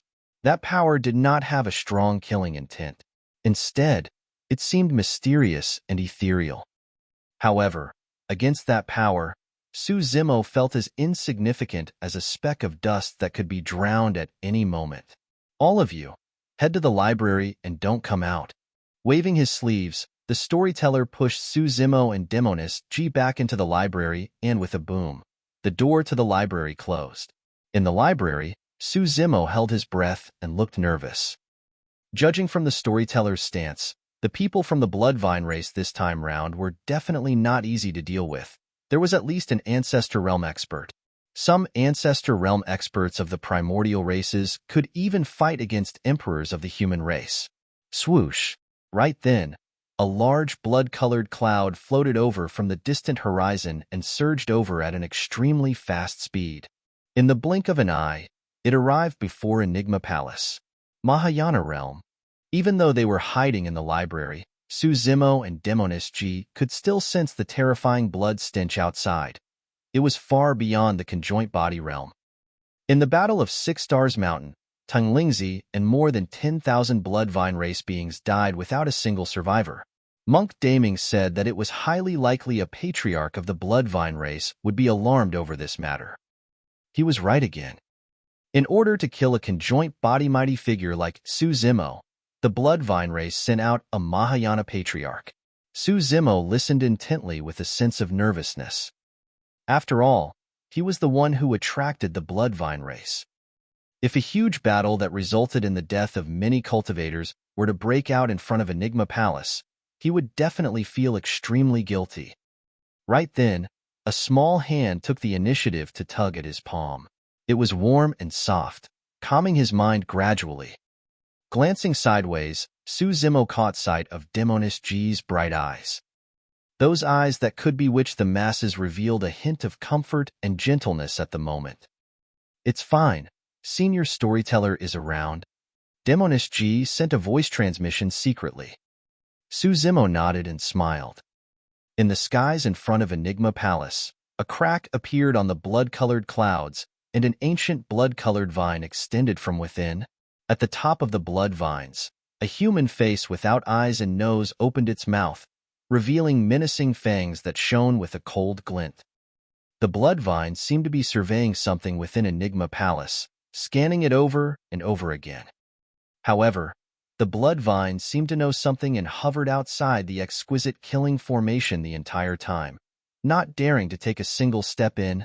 The commotion here had already attracted many Enigma Palace cultivators. Humph! The storyteller's figure suddenly appeared in midair. "What are you doing here at Enigma Palace, Patriarch Bloodfortune?" He glared coldly at the blood vine in midair and barked, "What are you waiting for? Scram!" The storyteller was extremely domineering and did not stand on courtesy. With a holler from the storyteller, the blood-colored clouds dispersed and the blood vine retracted, turning into a figure that stood in midair in the blink of an eye. Patriarch Bloodfortune did not look big and was merely middle-aged. However, his eyes were filled with a strong blood lust and killing intent, and his lips were bloodshot. Hee. Patriarch Bloodfortune let out a strange laughter. "So, the Mystic Emperor is the one guarding this place. How unfortunate. Let's not beat around the bush. Desolate Marshal is in Enigma Palace, right? Can't you see for yourself whether he's in Enigma Palace?" The storyteller was expressionless as he sneered. "Since you guys released the killing badge on him, even with your capabilities, you're unable to find him, Patriarch Bloodfortune?" Hee. Patriarch Bloodfortune glared at the storyteller coldly and smiled. "Earlier on, I even caught sight of the killing badge's aura around here. However, for some unknown reason, it vanished in the blink of an eye. Go and look for it then. Don't stay at Enigma Palace, scram." The storyteller cursed once more with a chilling, killing intent in his eyes. It was as though he was prepared to attack the next moment. Sensing something, Patriarch Bloodfortune retreated a few steps and sneered, "Mystic Emperor, let me advise you not to get involved in this mess. That lad, Desolate Marshal, is already hunted by our primordial 6 races. Although I'm unable to detect Desolate Marshal's aura here today, if an emperor of our Bloodvine race comes, he'll definitely be able to locate Desolate Marshal. If we discover Desolate Marshal's location in Enigma Palace at that time, you'll be prepared to endure the wrath of the primordial 6 races." How noisy! Suddenly, the storyteller extended his palm and swiped viciously in the direction of Patriarch Bloodfortune, shouting softly, "Great ripping technique." Swoosh! Although the storyteller merely waved his hand simply, An extremely terrifying power burst forth from his palm, and the entire void was torn into two. It's a great divine power. Patriarch Blood Fortune's expression changed starkly as he turned to flee. Even so, he was still a step slower.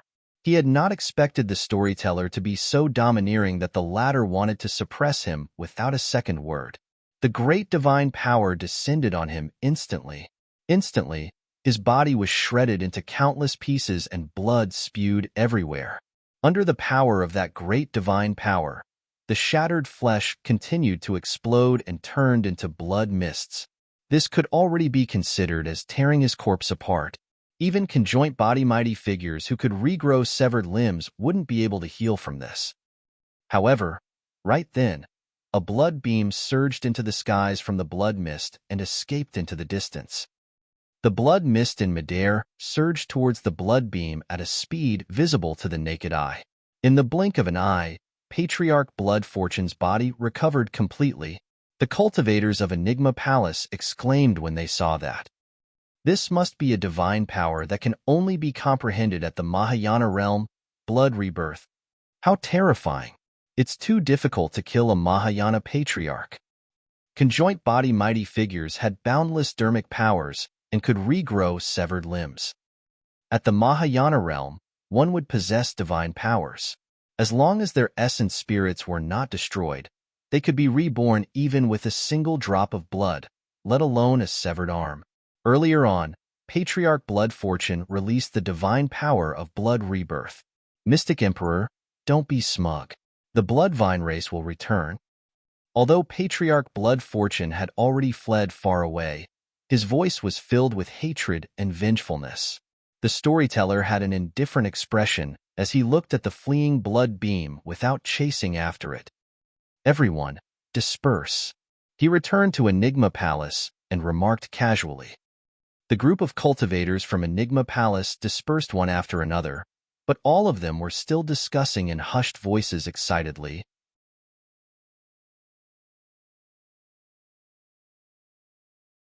Chapter 1472, Kunlun Ruins. Chapter 1472, Kunlun Ruins. Although Suzimo and Demonishji were hiding in the library, they could still sense the situation outside using their spirit consciousnesses. Both of them exchanged glances and could see the shock in the other's eyes. The power of the Mahayana realm was completely beyond the other realms. For those beneath Golden Core realm, they would mostly fight in melee combat with spirit arts. There were many more techniques above the Golden Core realm such as Dharmic arts, secret skills, heaven and earth dharma characteristics, and essence spirit fights. For Mahayana patriarchs, divine powers were the strongest. Divine powers were also the biggest difference between Ancestor realm experts and conjoint body mighty figures. Although the divine power released by the storyteller did not look like anything much, its might was extremely terrifying. Even a Bloodvine patriarch's body was torn into a blood mist. It's fine now, come on out. Just as Suzimo and Demonishji were letting their imaginations run wild, the voice of the storyteller sounded and the door to the library opened. Thank you for saving me, Senior. Suzimo came before the storyteller and bowed deeply. It's nothing. The storyteller shook his head slightly, but there was still a hint of worry on his face. Suzimo's heart skipped a beat as he vaguely guessed something. He probed, Senior, Enigma Palace won't be able to dispel the killing badge on me either, right? Yes. The storyteller did not hide anything and nodded. Suddenly, Suzimo recalled the scene when Patriarch Blood Fortune arrived outside Enigma Palace. The latter did not seem entirely certain that Suzimo was in Enigma Palace either. Right then, the storyteller explained, when I saw the killing badge on your body, I used a divine power to seal your aura temporarily, concealing the heavenly secrets. Suddenly, Suzimo was enlightened. After realizing that something was amiss, the storyteller waved both hands in front of him and released a boundless energy that enveloped the skies of Enigma Palace. So, the storyteller had already released a divine power at that time. The storyteller said, with this divine power, even Mahayana patriarchs of the primordial races won't be able to discover you. However, after a brief pause, he continued, If emperors of the Bloodvine or Heavenly Eye race were to arrive, my divine power would probably be exposed. Su Zimo's eyes lit up. In Tianhuang mainland, as an emperor, the Storyteller was definitely one of the strongest cultivators he had encountered so far. However, even the Storyteller and Enigma Palace could not do anything about it. This meant that other sects like Ethereal Peak and 100 Refinement Sect would be even more helpless. Although Tianhuang mainland was huge, there was nowhere he could hide with the killing badge. What should we do then? Demoness G was a little anxious. Senior, you're divinely powerful. You definitely have a solution. Senior, since Enigma Palace doesn't have a way either, I'll leave tomorrow. Su Zimo pondered for a moment and said in a deep voice. To be fair, he had no clue where he should go next either. However, he would not benefit from staying in Enigma Palace apart from implicating it. To think that I would be in such a state after the battle at 6 Stars Mountain, Su Zimo murmured internally. Although he obtained the Ashoka wood, he also had the killing badge planted on him and would eventually be hunted down by the Bloodvine race. There was no time or place for him to refine and cultivate it. The outcome of this Green Lotus true body was probably decided. This was a hopeless situation. The Storyteller looked at Su Zimo deeply and suddenly asked, "Do you regret it?" Su Zimo was stunned for a moment before he understood that the Storyteller was asking him if he regretted the battle at 6 Stars Mountain. He burst into laughter and shook his head. I don't. Even if I have to do it again, I would have killed my way through 6 Stars Mountain. As expected of Desolate Marshal, the Storyteller nodded in satisfaction and praised. Actually, there's still a way for you to dispel the killing badge on your body and get out of this deadly situation. Suddenly, he said. Delighted, Su Zimo asked hurriedly, Senior, please explain. The Storyteller narrowed his eyes and said slowly, There's an unknown place in Tianhuang mainland that even Mahayana patriarchs and the various emperors don't dare to step foot into. Ah? Su Zimo asked, even emperors of the primordial races don't dare to step foot in? That's a forbidden ground for the primordial races. The Storyteller's words were shocking. In the cultivation world, the 9 forbidden grounds for the human race actually corresponded to the habitat of the primordial 9 races. But now, for the first time, Su Zimo was hearing of a place in Tianhuang mainland that was a forbidden ground for the primordial races such that even their emperors won't dare to step foot in. Senior, are you referring to that place? As though she recalled something, Demoness G looked to the west instinctively. That's right. The Storyteller nodded. Extreme west, Kunlun Ruins. Kunlun Ruins. Su Zimo murmured softly. That was a name that was extremely foreign to him. What is that place? He could not help but ask. Nobody knows what's there or what that place even is. The Storyteller shook his head. However, one thing is certain. That was the final battlefield of the Primordial War. The Primordial War? Su Zimo was shocked. The Storyteller said in a deep voice, to be precise, that place was originally called Kunlun, but because of an apocalyptic battle that turned into a massive ruin, it was later known as the Kunlun Ruins. It's said that in the Primordial War, the Taboo Dragon Phoenix and Kurin Pong led 8 primordial races and countless races to attack Kunlun, fighting against the 10,000 races led by the Taboo Ho. Hold on. Su Zimo's heart skipped a beat, and he suddenly asked, Senior, shouldn't it be the primordial 9 races? The Storyteller shook his head. According to the records of founder Master Ling Long, there were only 8 primordial races at the start of the primordial era. The god race only appeared in the late stage of the primordial era and weren't strong enough at the time of the primordial war. Su Zimo furrowed his brows slightly. For some unknown reason, he had a feeling that something unusual was hidden within. However, he could not figure it out at the moment. The Storyteller's description of the Primordial War was somewhat different from the Illumination Dragon Grand Elder. After all, that was something from the Primordial era. Even for the 1,000 Demon Tribulation and Astral Tribulation that happened 20,000 to 30,000 years ago, it was difficult to know the truth, let alone a war that happened countless years ago. The only thing they were certain of was that the primordial war was indeed extremely tragic. It was much more tragic than the war between the human race and the primordial 9 races in the ancient era. Countless races were wiped out in the primordial war. Indeed, all 3 taboos died in that battle as well. Because of that, the primordial 9 races suffered immense losses. Because of that, the primordial era came to an end. Thereafter, it entered the ancient era where humans took advantage of the situation to rise and the cultivation civilization flourished, welcoming a glorious era. Finally, an ancient war against the primordial 9 races broke out. You're tuning in to the Warrior Lore YouTube channel. Don't forget to subscribe and join us on this journey to catch the most captivating stories.